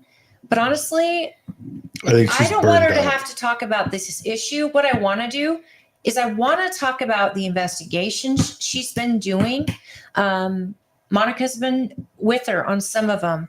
But if you want to learn more or be a part of it, and Jared, I know this sucks, but they're doing the school board meeting on March 7th. School board meetings take place at 9 a.m. 9 a.m. by design, people, because you're at work.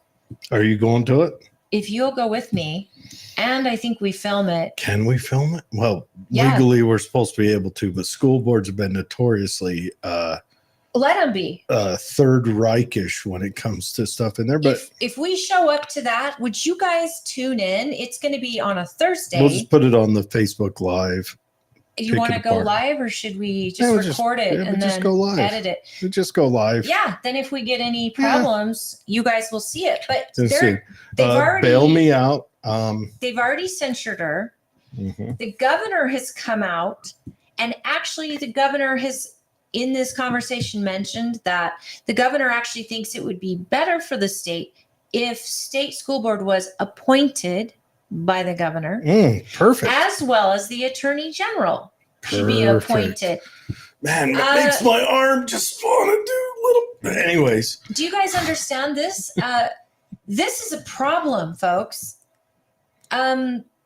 So she made a mistake. She admits to making the mistake. She's apologized. She tried to reach out to the child's family. And I don't know if you guys know this story. She posted a picture of, two fathers sent her this photo and said, we need to know more about this. We're worried about our daughter's safety. You just had a situation, was it in Indiana, where the basketball player put 3 girls out of the game in injury? Oh, yeah, I saw that. You saw that? Was it Indiana? She is a warrior specimen. She is huge on the court. And she's a guy. And she has a parents, package. You know what? It's crazy. 3 girls were knocked out in injury during that basketball game to the point where the team forfeited at halftime because they didn't want any other players hurt. Now, this is in another state. So as this is going on, Natalie's getting basically burned at the stake, and she admits to fault because we already said, you never put a picture of kids up. And especially, but she's had these fathers reach out because they were concerned. And I think that her post could have been different. We already talked about this last week, but I want her to come on here and talk about the investigation she's doing. I want to know her side because she made a great point.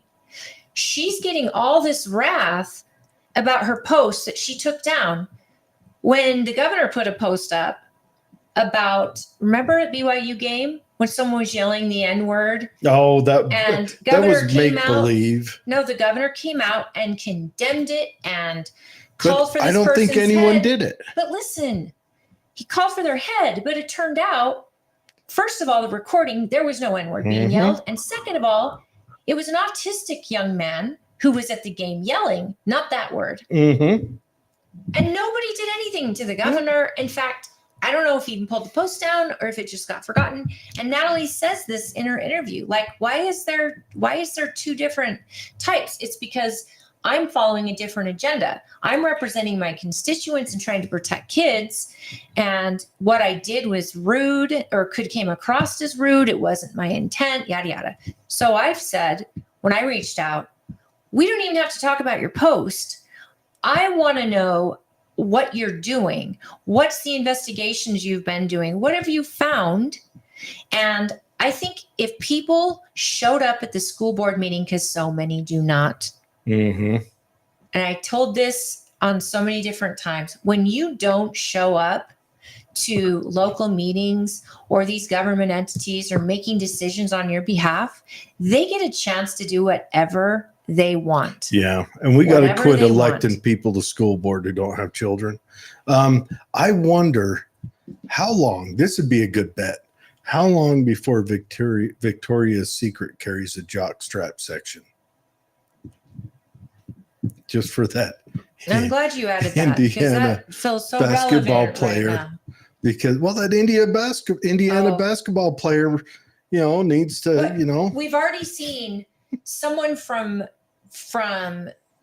MMA, a transgender Fallon man Fox. or woman in the ring with another woman, wrecking people, destroyed her face, broke the load, cracked her skull, orbital socket, the orbital, yeah. So all of that, we've seen that, and that's not enough for people to go, wait a minute, wait.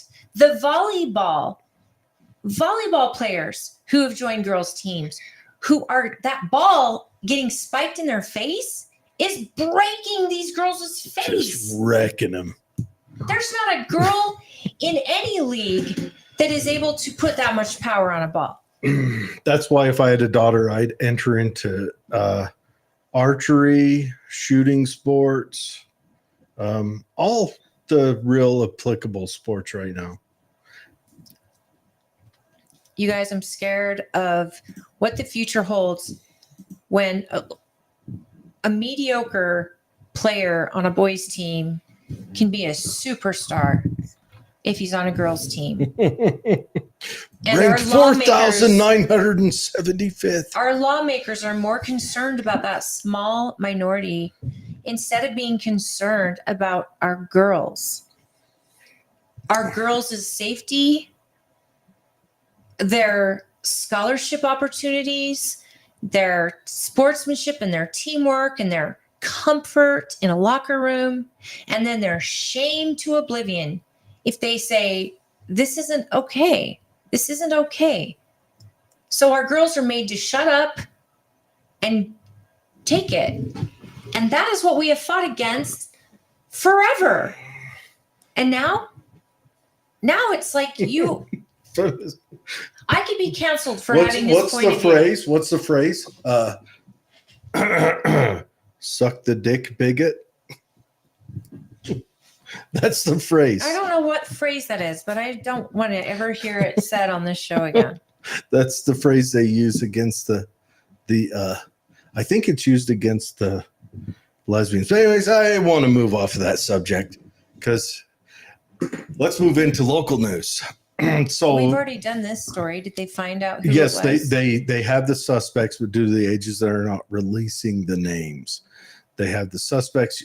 Facebook is on fire from people calling for them to become essentially slave labor to the city and the cemetery for a year, to some more, like spend a year in jail. I do like the idea of them being working involuntary service for a year. I would like to see them have to, do stuff, work their way up. I think there's probably outhouses that need to be scrubbed with toothbrushes and things like that. But yes, so the kids who a couple weeks ago knocked over, 17 headstones in Grantsville. They have been caught. Headstones. Yeah, a lot of them are old ones. They're the old sandstone ones. So I think it's important that they caught them, that they're bringing that about. But yeah, they did get them, which is very good. Karen Crawford has been missing for 2 weeks, a week and a half. They did find her, sadly. She was deceased in her car. She went missing up by this is heartbreaking. Fashion Place Mall. Yes, it's very sad. You guys, many of you know this woman and her family. This is so sad. And I know that Life's Worth Living was really trying to get the word out. And again, this goes to mental illness. We need to find a way to maybe bring in some of these dollars that are going out, again, to other countries and start investing in mental health options, because this is a mom, a wife, and every life is worth it. This is something that that's what I meant when our young people don't even value life. Yeah. How do they become adults who value life, especially their own? And they need help. And this poor woman, they were looking for her for 4 days, and they finally found her, and she was deceased. And my prayers, my heart is with prayers all are of with you. the family, with the This is just loved ones. heartbreaking. It I'm is. so sorry. My alma mater, Tooele Valley High School. Tooele Valley is an alternative high school. It's where me as a youth was not a well-behaved youth. I know. Yeah, but did you knock down cemetery stones or anything? Stand by shocked. No, I don't think I ever did that. I don't want to self-incriminate. You know. Probably wise. But anyways, Tooele Valley High School, I didn't even know they had a wrestling team, but Tooele Junior, Lindsay Hansen, a young lady, she took state 4A championship, which good job, Lindsay. That's really cool. Great. And that's cool. The alternative school is starting to compete in sports because they've always just kind of been one of those grindy schools. When I went there back in 94, you could smoke on campus. It was wild. Because really? Yeah. It was on the Army depot at the time. But yeah, good job, Lindsay. Now, for the extremely sad news, here in Tooele 2 days ago, or not 2 days ago, I think it was Sunday, a 9-year-old shot their parent and shot them in the head, and the parent died. Do we know yet if it was an accident? It was not an accident. The child has been arrested. It's awful. That is a life destroyer. That destroys the whole family. That's just that ripples awful. through a community too. Yes, it is. It ripples through, and then gun talk gets discussed. Somebody's going to get in trouble for how this 9-year-old had access to a gun. And if it's the father it's a father. Did they say what relation? Yeah. I just kept saying family member. It has updated to be his father. Yeah, as far as I know, it was his father. But there should be an investigation into this, because good gun owners know that they've got to keep their weapons locked up. So if anything stems from this, hopefully, again, check in with your kids. Make sure mentally that they're in a good place. Make sure they're safe in their own home, let alone in their own neighborhoods or schools, because bullying is real. And if your kid tells you one time I'll they're being tell bullied, you off air what I've heard about it. It's not about bullying. No, I'm saying for another It's even issue. worse. But yeah, With young people taking their own lives where bullying, they only have to tell you one time. Don't think that it stopped because they don't tell you anymore. yeah. They're just not telling you for their own reasons. Either they don't want you to go to the school and make it worse, or they don't want to worry you. But get in your kids' head as much as you can and go to the school if you're worried about it. Have a conversation and try to protect your kids at every step. But kids younger now know far too much. Their innocence has been taken. Yeah. At 9 years old, could you even imagine shooting another person? And you were awful. raised with guns. It's awful. My dad was in law enforcement. There was a gun in every room of the house as a kid. Never did I ever think of using it. Yeah. Touching it. It's awful. Well, I was probably about 12 when I got my first pistol, and I had it. It was in my room with me. But it is sad. It's a different time nowadays. I want to switch to happier news. Grantsville had a good showing at state and wrestling as well. Shout out to Zach Powell, who pulled in fourth. He is a junior. Junior Riker Jones pulled in fifth. And then freshman, my nephew, Cruz Anderson, pulled in sixth place this year at state. That's fantastic. Yeah, so That's good job, a lot boys. of people from state. Yep, Grantsville pulled it in. They got they good job. You know, we're pulling 4th, 5th, and 6th. I'm excited to watch because all these boys have. 2 of them have 1 more year, and then of course I'm excited to watch Cruz through the rest of his high school years. And he is a heck of a good kid. Grantsville girls bring 2nd place home from state. So good job, Way to Grantsville. go. Riley Clark, 2nd place. Courtney Meacham. I love Good it. job. I love watching girls wrestling because they are so, their arms, I mean, the power that it takes to do a takedown alone, but these girls are like so strong, and I mean, it's strategy. You have to be able to move when in certain places, and it's just, I think it's way cool. Yeah, that's a very good job from those. So Grantsville has some right now. Grantsville's wrestling coaches they're good coaches, very good. Yeah, I'm just impressed when I go and oh, good job. Wrestling is probably the purest of sports out there. Not to be a braggart, but I would honestly say it is. It's just one-on-one where the people have to hit it hard.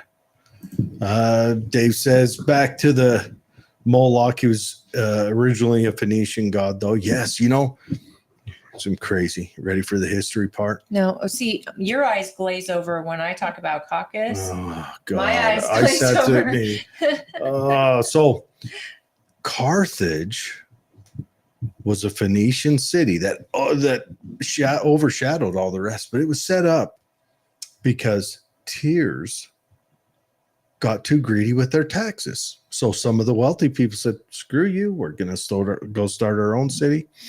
They cruised from Tears is in what now is Lebanon, and they went to what is now Libya and set up Carthage. Interesting story. Cool story, bro. Oh my gosh, it's the coolest story, bro. It's the coolest story. Are you done with it? Yeah. Oh. All because of taxes. And then came Rome. That's where you get the saying. In Rome? You make the world a desert and call it peace. That's a lot to chew on there. That came from a Carthaginian. Anyways, if I remember. I could be wrong on that. I don't know. So I last night was Stansbury Park. Same night we were doing our caucus training. Or no, it wasn't last night. It was Wednesday night. Uh-huh. But I was still doing a caucus training with the state. So I wasn't able to be there in person. But Stansbury Agency had their meeting. And my saint of a friend, Heather Lester, she called into the show before. She attended because she's a saint. And she got up and spoke like she did when we were there and never got an answer. Or even they was never covered. They have had their one member step down and apply to be the GM, and they chose him to be the GM, but there's now an empty seat. But there's no official announcement. So how are they going to fill it? Water rights were being discussed for Ivory Homes buying water rights from Stansbury. And you would have thought, from what I hear, that this committee, this agency was basically just so excited about how much money they could sell these rights for and then wanted to sell more. And it was like no coherent understanding of the resources, for one. And yes, if there's going to be a development, these people are going to need water. Yes, go and negotiate. But as Heather asked, and it was mentioned, will this offset some of this tax that you've 104% in each agency that you've put on the people? Oh no, we're going to continue to tax at this rate for the next 3 to 4 years. So they're looking at this new money as, yay, more money for our projects nobody wants. And we're not going to alleviate the tax burden on the people. So again, when you don't show up, and I am guilty, I was in a different meeting. Heather goes religiously and she keeps all of us updated. But when we don't show up, these people run buckshot. Is that what it's called? They run buckshot even when you do show up nowadays. So right. But if you're squeaky and you show up with a camera and then like when my goodness, they shut up. They get really quiet. They don't say anything. They get very sweet and less dismissive. I remember they were kind of like, can you do that? Oh, yeah. Can he do that? Can they do that? One of them was giving us the stink eye the entire she asked. night. She asked if we could do that. Is this allowed? Yeah. It's public meeting. It's absolutely allowed. Yeah, it's allowed. But anyways, I want you to cover this because you talked about it in your meeting last night.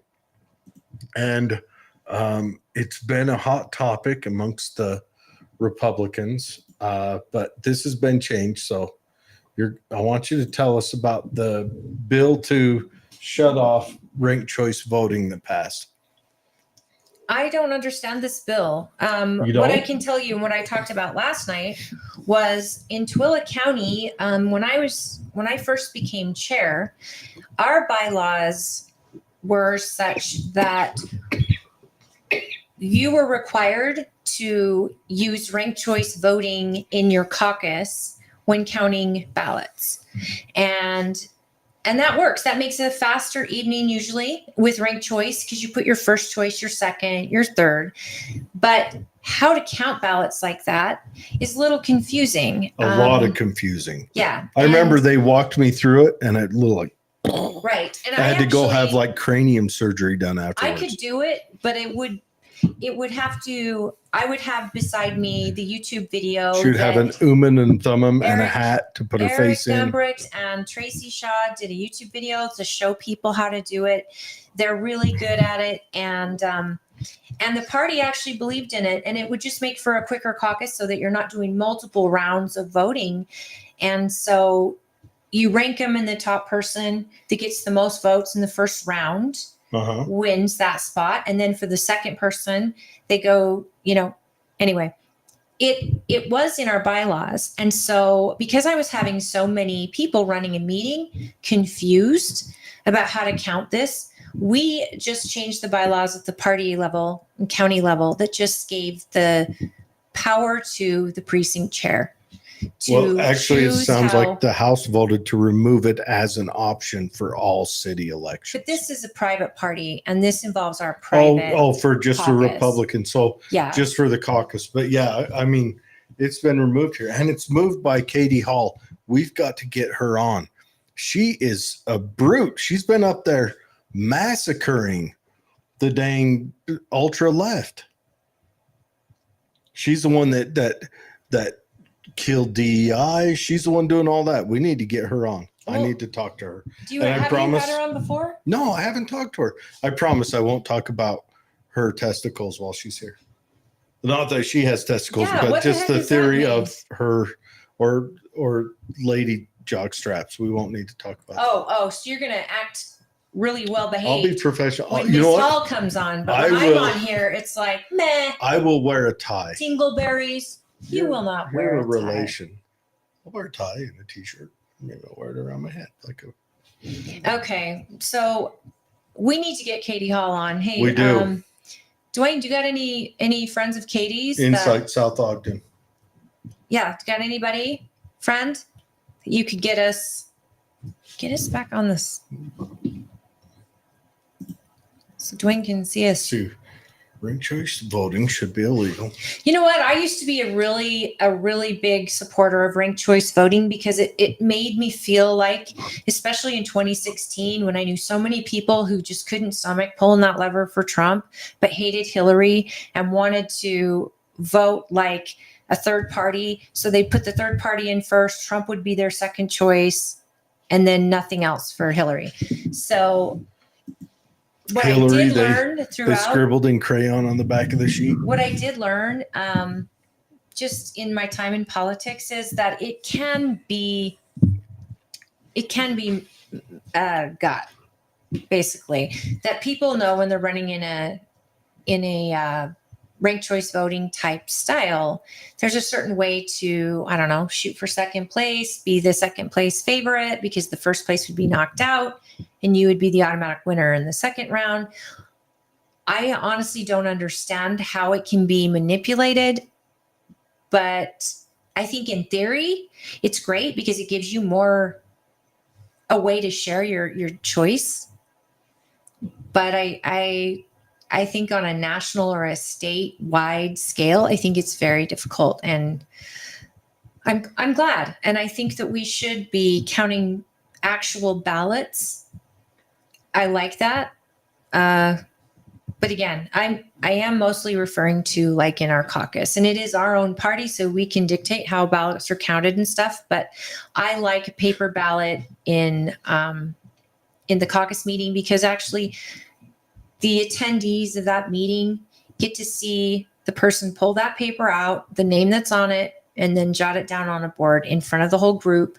It's all in front. Now, on that same note, though, I have to say our county clerk's office has made a post regarding her annual or biannual. I don't even know how often she does it. But she just posted an invite for people to come to the county. And let me find watch you it. run the machines. It's called Election Equipment Demonstration. And it was on February 15th, so it's over. However, I know, guys, can we just get through caucus first? Because the Democrats have a big vote on March 5th, and the county clerk is running that vote. And so I don't want to interfere with that. Yeah, the Democrat in Tooele has a big vote. Anyway, it's their primary as well. So that's being run through the elections and through the county clerk. But get in touch with her if you have any concerns about how our elections are done. Tracy Shaw, she's outstanding. You can find her on Facebook. Absolute transparency. She is, yeah, and she's the type of person you want as county clerk. I'll bet Tracy Shaw is uncorruptible. Well, she has got a core value system that is amazing. And I have seen her in situations of all kinds. She doesn't budge from her core beliefs, her core values, which is what I wish. I mean, to call her a politician, to me, it feels so foreign. Yeah, she is because not. She's nothing like a politician. But I'll tell you, she is awesome. When she doesn't know something, she will spend as long as it takes to learn it. And not only learn it, but then teach it. And she's got an incredible team in her office. And they're a well-oiled machine. I highly recommend, if you want to go see how your ballot is being counted in this county, go there. And what I have learned as a county chair in these meetings with other county chairs, and I won't name names, but we're very spoiled because a lot of our county chairs, they're not even allowed in the clerk's office, let alone they barely get to watch ballots be counted on election night, which is your right. Every single person in an election has a right to have a ballot watcher, and party chairs should be able to go in and watch ballots because that's a right that you have. And yet not all clerks make that very easy. And they certainly don't open up their office to show the machines working and how the process works. And any one of the amazing women at the county clerk's office are so open and so easy to talk to, and they answer all your questions. So as far as we had a vote happen at SEC where basically they were calling everyone out to actually go against mail-in voting. And they wanted us to vote yay or nay because and they called it the freedom of election resolution, something like that. And as I was reading through the resolution, I was thinking to myself, if I vote for this, I'm voting against the constituents of this county who voted to go mail-in ballot. Mm-hmm. Now, if I were to say not trust my county clerk, maybe, but I sat in front of a group of people that were also thinking, well, I can't be one who voted against freedom in elections. And I said, just because they call it that, what you are voting against is the mail-in ballots. How did they become mail-in? Because Tooele County was mail-in ballots before the state was. And Stansbury Park was the first to say, we want mail-in ballots. Now, I don't love mail-in. I've always voted in person. I will continue to vote in person. But I know so many people who love it for the convenience. And these are people who are legit. They're not trying to cheat. I mean, they like it. They're elderly. They don't want to go to a location. They like the time to look over the ballot. Well, and there's a lot of it mail-in ballots offer a lot of positives, and yes, it does offer some negatives. So but I don't know. In my position at the SEC, I'm a member of the SEC. It's the governing body for our party. But for me, voting for that would have been me saying, one, my constituents were wrong. We don't want mail. They voted for it, but it's wrong. And two, I don't trust my county clerk. That's what that resolution said to me. So there were people up there filming who voted against this. What about not trusting the machine? Does that compute into my county clerk trusts the machine? Okay. And I trust my county clerk.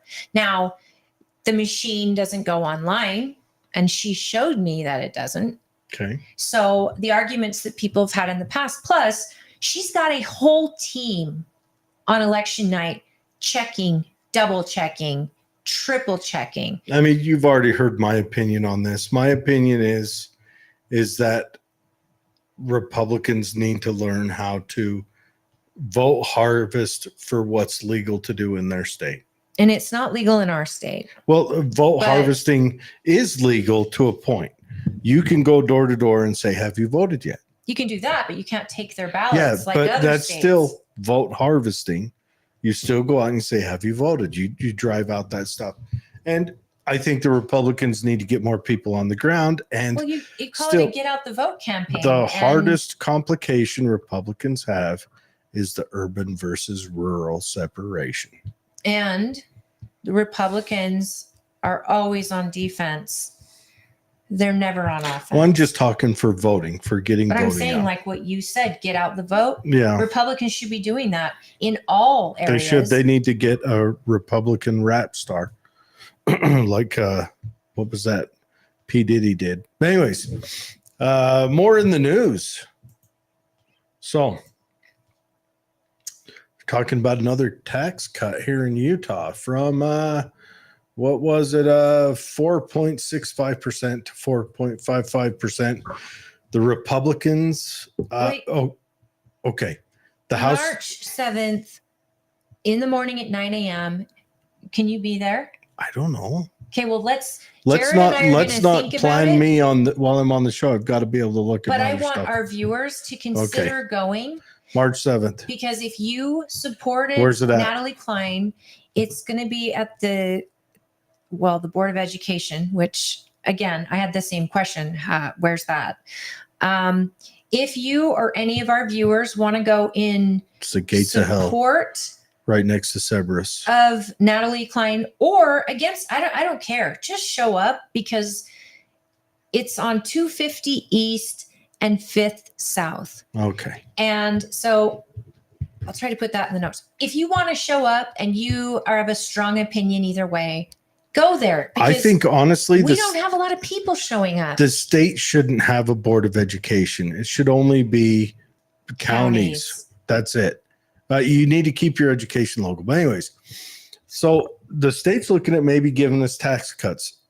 The Republicans are mostly supportive of it. The House GOP hasn't taken a position. And of course, the Democrats want to keep your money. Why wouldn't the GOP take a position? Probably because the GOP are on different committees that they want to try to pull some of that to forward their stuff. Surplus. Oh, well, surpluses. What does that mean? Governments, I think, should run on. seriously, they're just robbing you blind. Seriously, I know.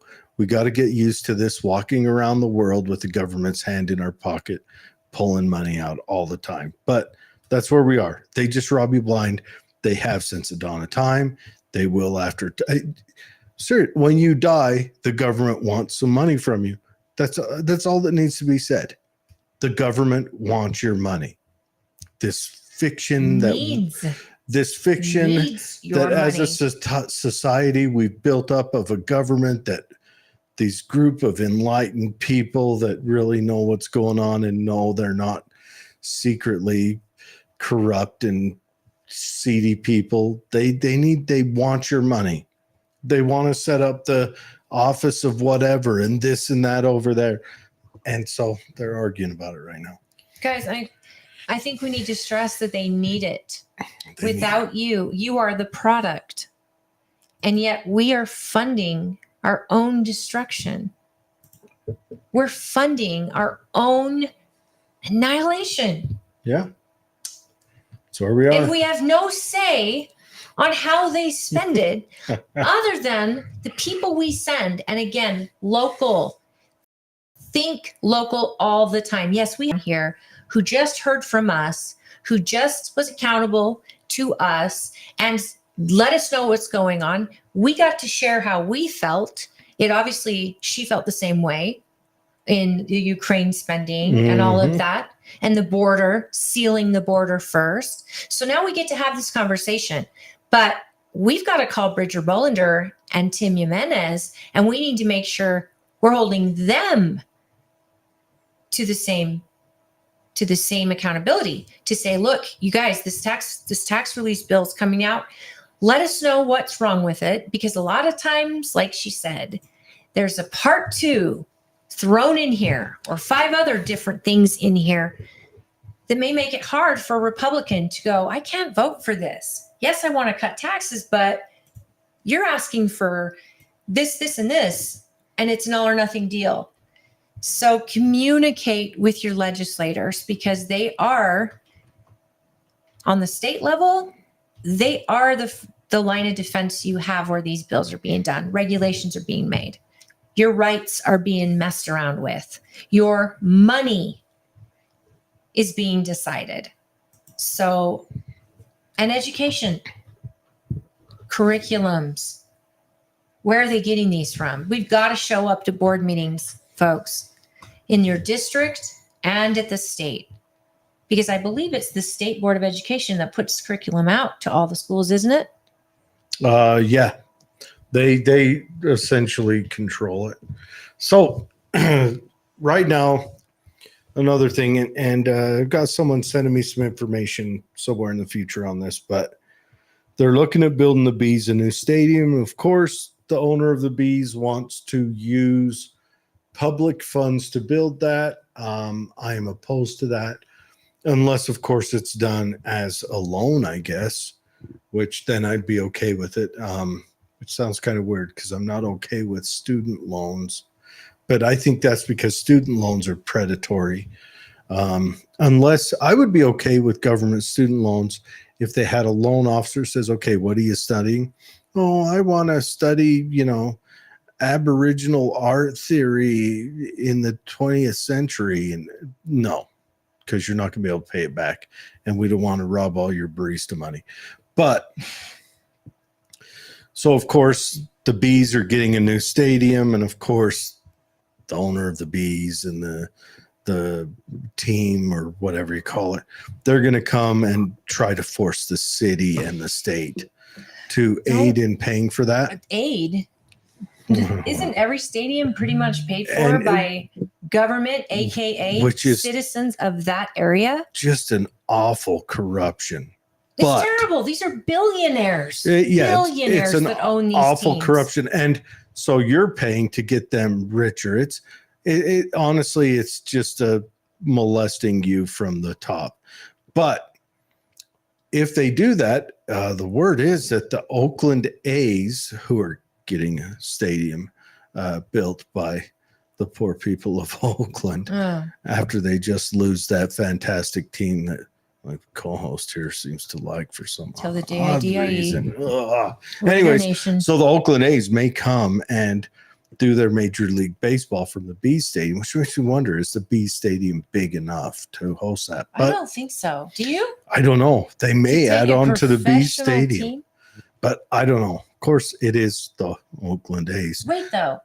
But Just think about the details of that. Where would they add on? That's pretty much just on the wings. only in that square. They There's would nowhere add, to expand. they would add on in the wings. And granted, the Bees doesn't always fill up. It rarely ever fills up. And it does have extra space on the wings to fill up some more. But you know what? It's affordable to go to a Bees game. It probably was affordable to go to the Bees game, but it won't after be if they have to build a new stadium. after the city builds a new stadium for that rich guy, the rich guy's going to want to charge more money because he has That's what I'm better saying. amenities. So here's the community who gets taxed to pay for a great big stadium, and then the locals, they all pay for it. Like I'm thinking of Las Vegas getting the Raiders. I think it's amazing. It's a great idea to have a pro team in Vegas. They can play year round. There's no issues of weather, and it's a fun city. People come in and travel. But what's happened is the tickets are so expensive. Locals and Raider fans like myself who live 6 hours away, who would definitely go there and see games. Hell, I would be a season ticket owner. And I even applied to be, you had to pay $100 to get on the list. When I found out what they were charging for season passes. What were they charging? Oh, I think for 4 seats, it would be $20,000 a year. Whew. You tell me what Las Vegas local, let alone maybe Utah locals, that would travel there. But you can afford that. It's not about that. You know who bought all the seats? Casinos. Oh, for sure. Casinos For and sure. great big sponsors so that they can either sell the tickets, give them away to their whales. So here's a city that is paid for the most beautiful stadium in the NFL, the newest with the latest and greatest. And they can't even go see their own team play. Yep. And that makes me sad because I used to go to jazz games. My husband and I used to have a great time going to jazz games. They've even kind of gotten out of hand, haven't they? They've gotten so expensive that, and it just makes it, it's then like you have to park. Maybe twice a season you'll go now. No, I don't even go ever. I mean, it's just gotten Because so expensive. If I pay all that money, chances are I'm going to get a seat that is so far back. I'm watching the Jumbotron anyway. Why not watch it at home? Yeah. When you're watching a game on a Jumbotron or a concert on a Jumbotron, I don't know, maybe it's our age where I'm just like, it doesn't even sound good to the mics don't work so good anymore. But when you're that far away, I gotta pause it for the potty break. Money, it just feels like you're not getting the great experience. And I think local teams, at the very least, give a local discount for people who are from here, and then charge more for the visitors or whatever. But when their tax dollars have bought this very stadium they're sitting in, and then they've got to pay for tickets on top of that at ridiculous prices, this just is such a scam. People don't. And I'm not talking about Salt Lake per se. I'm saying that these billionaires who are not only making billions off the team they own, all the merch they sell, what they charge for tickets, what they get for drinks. I mean, anyone who's been to pro anything knows you go there and you're going to spend a ton. If these billionaires had to buy their own stadium, then I wouldn't blame them. Sell tickets then I'd for be whatever fine they with it. want. Yeah.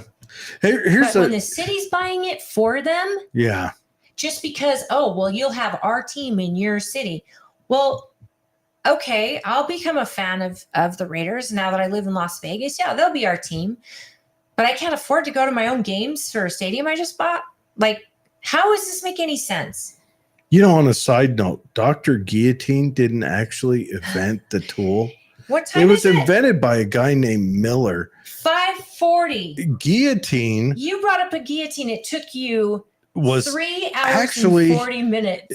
Dr. Guillotine actually just kind of popularized it. He didn't invent it. That's just an interesting thought. Side note, that's just, weird things. Deep Thoughts by Jared.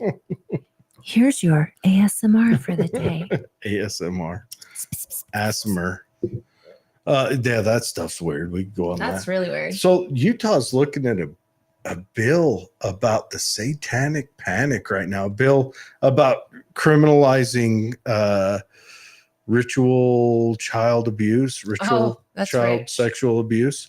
But you can still give your kid puberty blockers, and that's what I was about to say.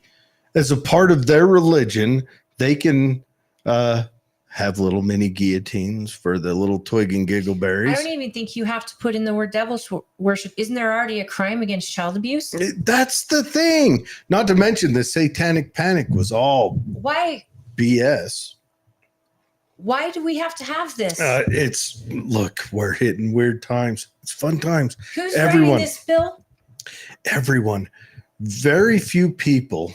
Ken Ivory. Ken, why do we have to have this as part of an event or act designed to commemorate, celebrate, a particular occasion or significance? Child abuse is child abuse. Culture, period. Social, institutional context. I'm sorry, that's called child abuse, and it's already against the law. That's right. And then we regardless if there's religion attached to it. And then we can go on to the machine that Dr. Guillotine or Satan popularized. Whether it's satanic, whether it's Christian, there is child abuse in every religion. There's child abuse in every single white, black, gay, straight. There's child abuse, and that's why it's called child abuse, and that's why it's illegal. Child abuse is child abuse is child abuse. Sexual abuse is child abuse. Yep. Physical abuse, mental abuse. Why are you focusing on a religious context? Why do we need a law for? That's like a hate crime, though. A hate crime law. A crime is hate. It's just stupid. But anyways, yeah, the satanic panic of the 80s. Okay, what's the difference going to be? Is the penalty worse? What I think they're focusing on is so that they can target if the abuse is done in a semi-religious context or as a part of a play or something, they can go after it. It doesn't make don't sense ring into it so hard, because again, this is coming from Microsoft News, and Microsoft News is garbage. People who want to cut off your children's stuff. They want to abuse your child on this side, and they're angry but I do think that instead of making a new category of abuse, we need to harden punishments and reinforce investigations into blanket child abuse, just across the board. And I think we just need to define it and reinforce it. But, I could be wrong. I maybe I'm missing something here. Mm-hmm. But, I mean, I guess what I want to know is, and what they're describing here, all of this should be absolutely prosecuted as child abuse. I don't know why there needs to be a religious element. Abuse is abuse. Kimberly, and no child should suffer and nobody should get away with it, regardless if it's religion. I mean, devil worship. This just feels like it's a catch to get people excited or something. They're using satanic cults or religious cults. That all should be illegal. Now, maybe people are trying to use it as a defense, saying it's part of our religion to abuse our child. So maybe that's what it's about. So this lady's saying, she's an activist, Kimberly Rhea Cohen, heads a nonprofit that leads local summits on ritual abuse, told legislators through tears that everything named in this bill had happened to her. Cohen has appeared on dozens of podcasts over the years. We'll have to reach out and see if we can get her on this one to tell her story, that she was tortured and forced to participate in human sacrifice as a part of a satanic cult ritual led by family members, neighbors, and church leaders.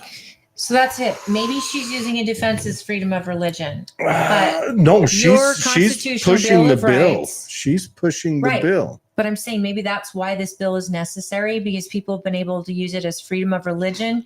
But your constitutional rights supersede anything. So you have a right not to be abused as a child. You have a right to life. You have a right to liberty. So I want to find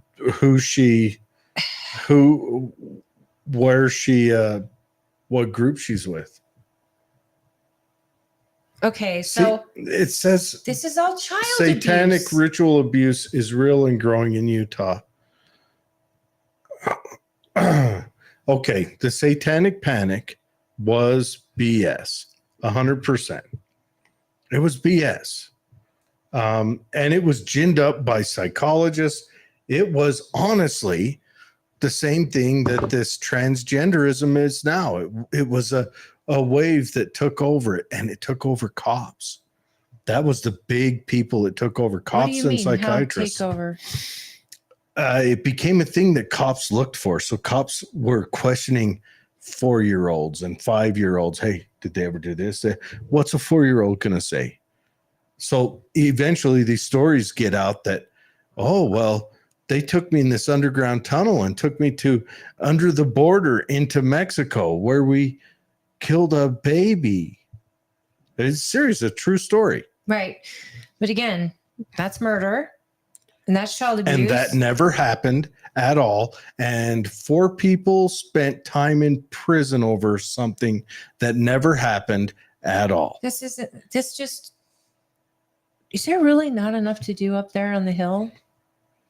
Hey, What am I missing? when you're stealing other people's money, run away with it. Tell man. me what I'm missing. Dude, If I would somebody be up knows, there. I would be writing. Tell me why this is not plain and simple child abuse, regardless of who's doing it I or would for be what writing reason. bills like ice cream needs to be made with this much of that, and never should you. Yeah, seriously, you're just playing with other people's money. But no, the satanic panic was complete BS. It was kicked off in Southern California. Complete BS there. Started by the mother of the child that kicked it off was committed schizophrenic, and the police leaned into it. The son spent time in prison for it. The parents lost their business. Then in Texas, there was this husband and wife that ran a daycare, spent 27 years in prison, each of them. Good. They did nothing. Oh. They were found innocent. Oh, after the fact? After 27 years. What was DNA or something? There was nothing. The kid said, if I remember. Oh, wait. I mean, a little kid told a little lie? A little kid. The police questioned a little kid in such a manner. What really got him was, one, they went through the police investigation videos. 27 years later went, oh, shit. These guys led this kid. The cops. But the cops were actually believing it was happening. The kid was saying that these two daycare owners, these 2 daycare owners were taking them on airplanes to somewhere else where they would kill a baby and eat it. The kid was, I think, 5. Yeah. So that's what I'm worried we're going to lean into.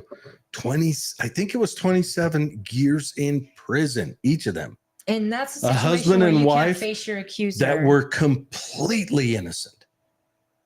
Did the kid grow up and recant? A 5-year-old can't recant. A 5-year-old. Well, when he's 20, he can go, you know what? A 20-year-old doesn't remember 5. Sorry. Wow. Okay, I thought you were talking about. No, satanic panic was BS. All of it. Look, we're building into it again as we watch the society burn, guys. Oh, this is a good time. So I would suggest when selecting your MREs, now, hear me out. It's going to sound weird coming from me. the vegetarian MREs are the best. The cheese tortellini really is a delightful food storage option. Can we go into Jay's case for real, for though? Because some- we got to give their information We should. and their promo She code while you're on interrupts this me while rant. I'm Because talking. you're just going off the rails. And no one's going to have access to MREs except for the military. No, that's and why they're you probably really you low buy them supplied now. right You buy them now. You can buy MREs.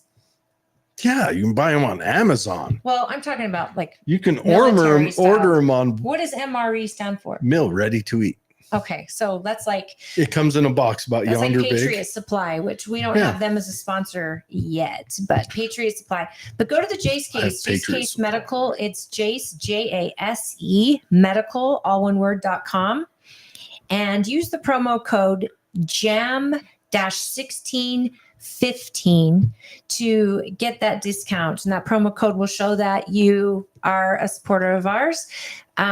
They provide, you can actually go on their website and pick the things you want in there. They have their standard case, which is antibiotics, things for really serious infections, UTIs, things that look, if you're in another country or on vacation and you don't have your insurance working in that other country, but you know it's a UTI or whatever, having that with you would be really great. And then the Jace Case comes in one spot. You put it in your emergency stuff. You contact them. They've got pharmacists. They can go over your medications with you and send you extra supplies of some of them. So like you said, like a rejector, if you've had a transplant of some sort, you should have extra insulin, which would need to be stored correctly. But go to Jace Medical. Just see what they have. And a lot of companies are doing this now. And this is this is right out of Salt Lake City. And so it's local. And then it's really cool if you I was able to talk to someone, they've got ivermectin you can supply in case really ivermectin Now we're canceled. really great for Now a we lot are of different canceled. viruses. Dude, this is good. How to build an inexpensive 72-hour kit. I mean, knowledge right now. For the upcoming collapse, if you get the chance, here's one thing everyone should do.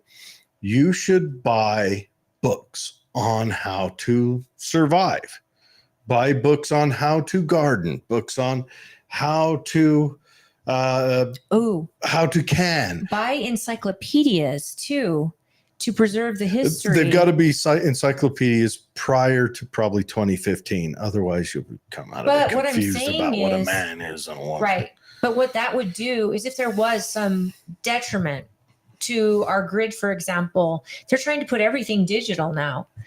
Books are something that if you can save those from whatever happens, at least you're saving some history for those that come after us. And anyway, sorry, what's he saying? He's asked me to scroll down on it. But no, seriously, buy books. If there's, I mean, just for like basic survival stuff, I would suggest, there is the SAS Survival Handbook, which has a lot of good information in it. If you want to go local, there was some local Utah guys that wrote a book called Best of Wood Smoke. And that's kind of a mountain man survival ideas, if you're into that. Preserving food, how to cook, how to make stuff, things like that. I mean, buy a book on blacksmithing. How important, if the world collapsed and you were a blacksmith, you would be the most popular person in town. There's a theory why there's so many smiths in the world, because they didn't get sent off to war and run through with the spear, because they were important. It would also be nice to buy a book on home remedies for illnesses, and especially, a book just on the anatomy, because, if you ever had to remove a bullet in your own home, a medical book could probably help you far better than just you saw it on a show somewhere at one time.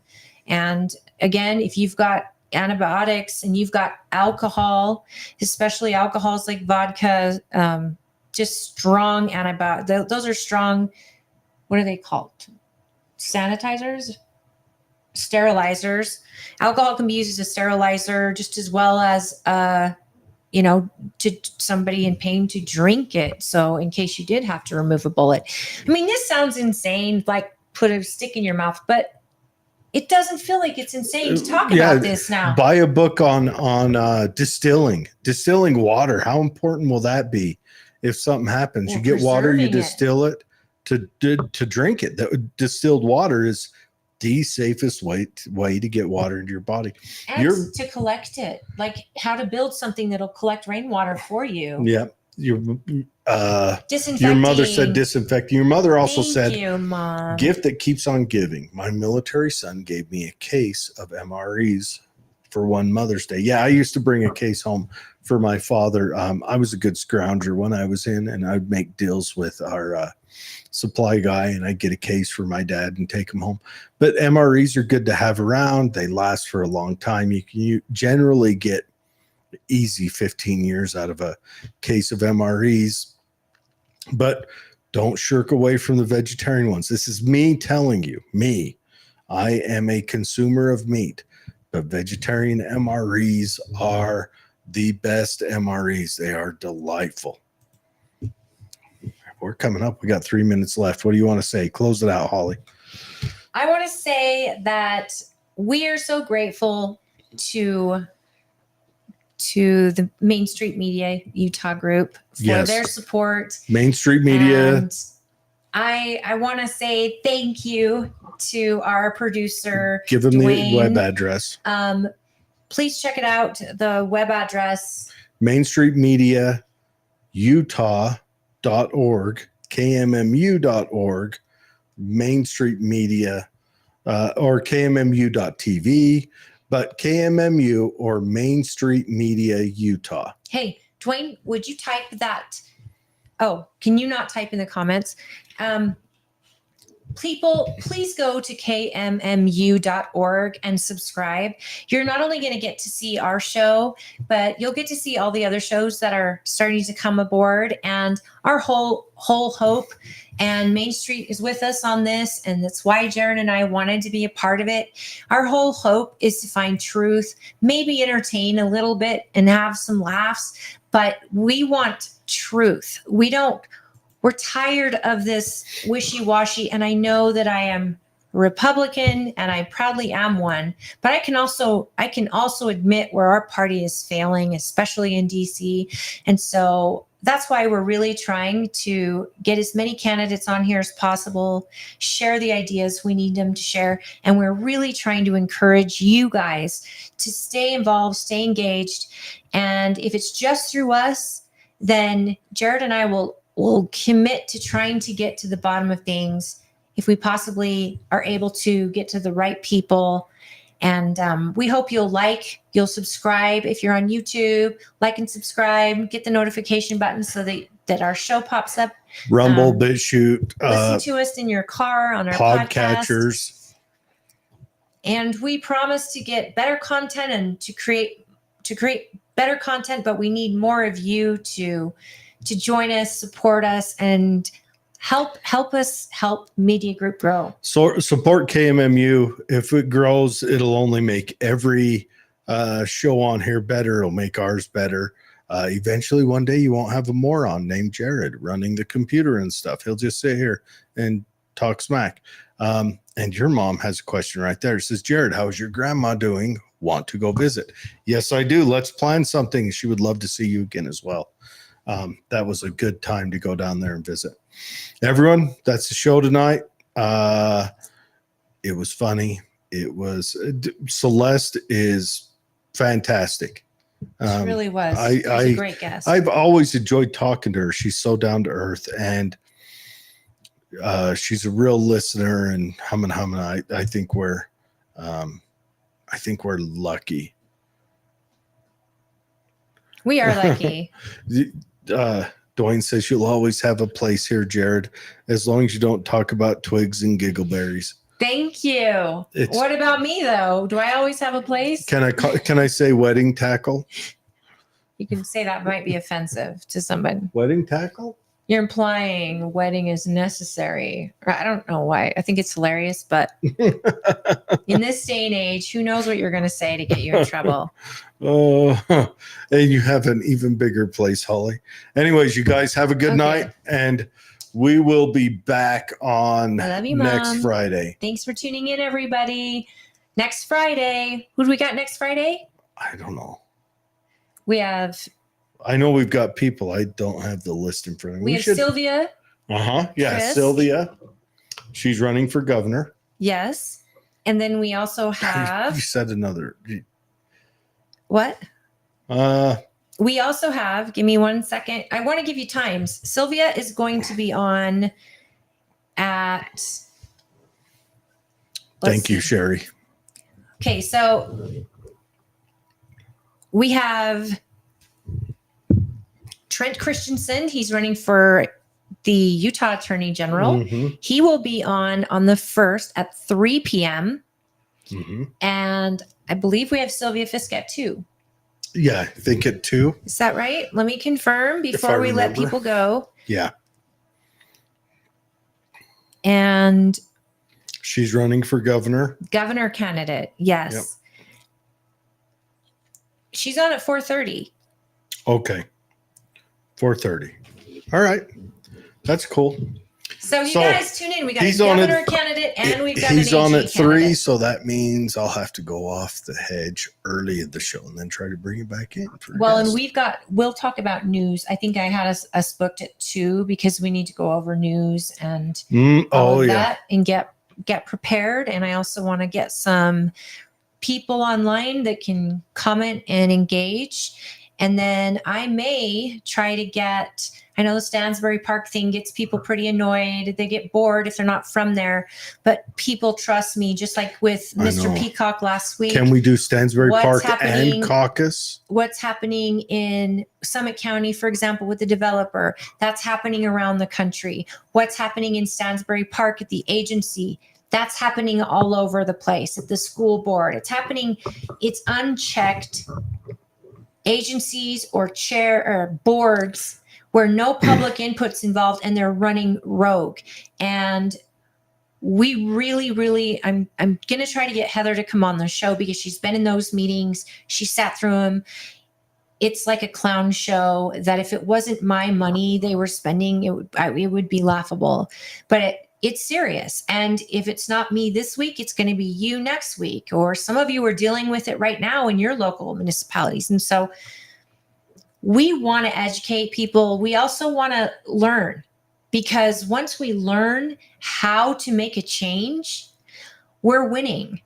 And right now, everything we're doing now is to try to make a change in our own little area, but we're ready to branch out. I mean, we got AG candidates, governor Mhm. candidates, Congress candidates. Dave says we need to senatorial get our candidates. Democrats on.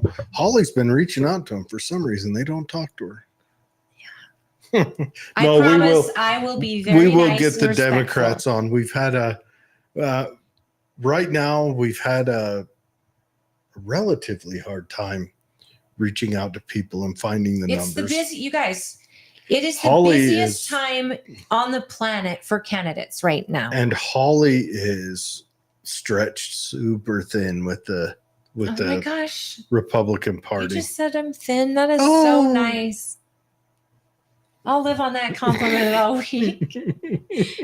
With the Republican side, yes, we do have Lincoln Day dinner happening tomorrow night. Yeah, Lincoln Days tomorrow. We just did a caucus training last night. Oh, and caucus then training. Week to caucus. Caucus training was so exciting. I can't even tell you. I mean, it was so exciting. It was You learned so much, fantastic. I'm telling you. And no, my bum did not fall asleep what's on so those funny elementary is- school bleachers. If you were to go to a caucus, which you wouldn't probably, but if you were, you'd be able to like run a meeting. You learned all that last night. Oh, what? You'd You be mean amazing. you would be amazing at running a meeting, even though you're I not was catching political. flies. I was catching flies. So actually, no, it wasn't that bad. You do a good meeting, and that guy you had there with you, he's really did all great. right. And you guys, if you know a candidate that you want us to get in touch with, or hey, you have a Democrat or Republican, and you might have a connection to them, talk about the show. We promise to be nice. We also promise to listen, as long as they promise to be nice and to listen. If we can share I'll ideas, still ask them the questions. Yeah, we're still going to talk, but there's no need to be. I've already lost the argument if I am hitting you below the belt, and I feel that in every sense of the word. You can argue, you can have discussions. You don't have to be you've lost if you have to be mean or repugnant. It's one of my favorite words. Repugnant. So with that in mind, you guys have a very safe weekend. Yes. And if you're coming to Lincoln Day dinner, it is a semi-formal event. So for a night out, get dressed up a little bit and come meet candidates and have an amazing dinner. Our caterer. What shoes are you wearing? Well, I'm actually wearing gold shoes. Oh, we're going gold this year. Last year it was American flag. Royal blue in honor of my daddy in law enforcement, to match my nails. So I always go all out at this event just because there's not many in our small town that you get to dress up and go out in. So I've got one of my excited. finest t-shirts picked out for tomorrow. Well, you're bringing your lady out tomorrow. Yeah, night. I'm bringing the lady so with me. You better dress up. I told you I'm wearing my finest t-shirt. You are not wearing a t-shirt. And some pair of flip-flops. Your sweet girl is going to be out on the town and we're going to get photos. And hey, she'll be wearing. If anyone out there is a photographer and would like to be a sponsor for tomorrow night, I would be willing to pay for your delicious prime rib dinner. Yeah. For she does have a lot of pictures taken. She'll have a balloon thing set up. Not a photo booth. It's a balloon. It's a big backdrop. It's a big backdrop, and you walk up. I'm in need of somebody who knows how to run a camera, and I would give you full attention on all the photos that to help boost your business. If you don't believe in our party, that's fine. Just we're looking to see what your skills are, talents, and though this is a fundraiser, I would be happy to provide dinner. So if any of you know how to be a photographer, and have your own camera. Please come down. I would love it. Dig up Holly. I don't know if you want to give out your phone number, but you can find her on. Just comment on this post or message. Or find her on Facebook or Twilla County Republican Party. Or send a message to the political head trauma. Don't we have a message button? Sure. I don't know. But just say, hey, I'm a photographer. I'm willing to come there and snap pictures for food. And this is it's a $60 dinner, easy. It's a good dinner. I mean, it's not, it's not like shirking dinner. It's for real dinner. It's going to be great. You're going to win out. And is the mayor singing this year? No, she's out of town this year. I don't have, if you know somebody that can sing the national anthem. If you guys ever get the opportunity to hear Mayor Wynn sing the national anthem, it is a pleasure. Oh, it's so beautiful. That lady is packing pipes. She is packing pipes. It's good. Actually, you can go to our YouTube page. She is on there singing. Did you catch it from the event last time? Yes, I did. And she is, I was like, what? She's actually out of town for her anniversary. And I'm so excited for her and her husband. I dig Mayor Wynn. She's a good lady. Seriously, Twilla County, luckiest county on earth. Say the last word. We're 9 minutes over. Wait, last word. If you know someone who can sing, have them get in touch with me. And if you know someone who could be a photographer, because the transcript is also booked. There's another event happening the same night. So we won't have the transcript there. They usually show up and do photos. I'm sure I could submit photos so they can report on the event, but I would love to have someone with that talent.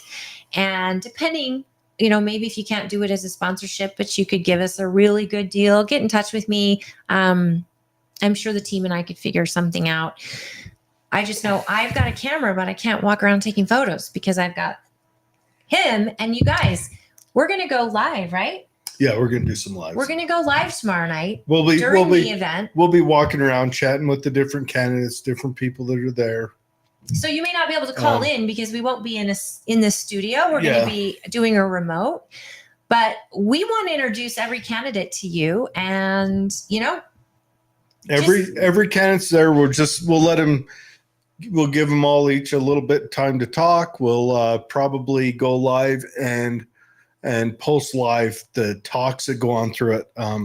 Holly generally puts on a good presentation, the bullet points of the Republican Party, or what do you call it? Our founder, Lincoln, and our mission statement. Yeah, the mission statement and that. It's all good stuff. I'm sure we'll have that live. And I'll tell you what, Democrats, if you guys have a Jackson Day dinner, give me a call. I would gladly come to that. Andrew Jackson is... Do they? Do you guys? I don't know. That is what their dinner is. I don't know if Democrats out here do it, but Democrats, their dinner is the Jackson Day dinner. We would love to. Andrew Jackson. I would love to go and see that. And Andrew Jackson is one of my favorite presidents because he is the most complicated. He's like the best and the worst in one man. Oh. He's the duality of human beings. Okay. But anyways. Calvin Coolidge is my favorite. Yeah, I like Coolidge. I like Harding. But Andrew Jackson is the most interesting. He ended the first Bank of America's and kind of set it up for the Trail of Tears. Anyways, last words. Reach out to us. Please like and subscribe, guys. Like and subscribe. We love you. Thank you for your support. Bye, Mom.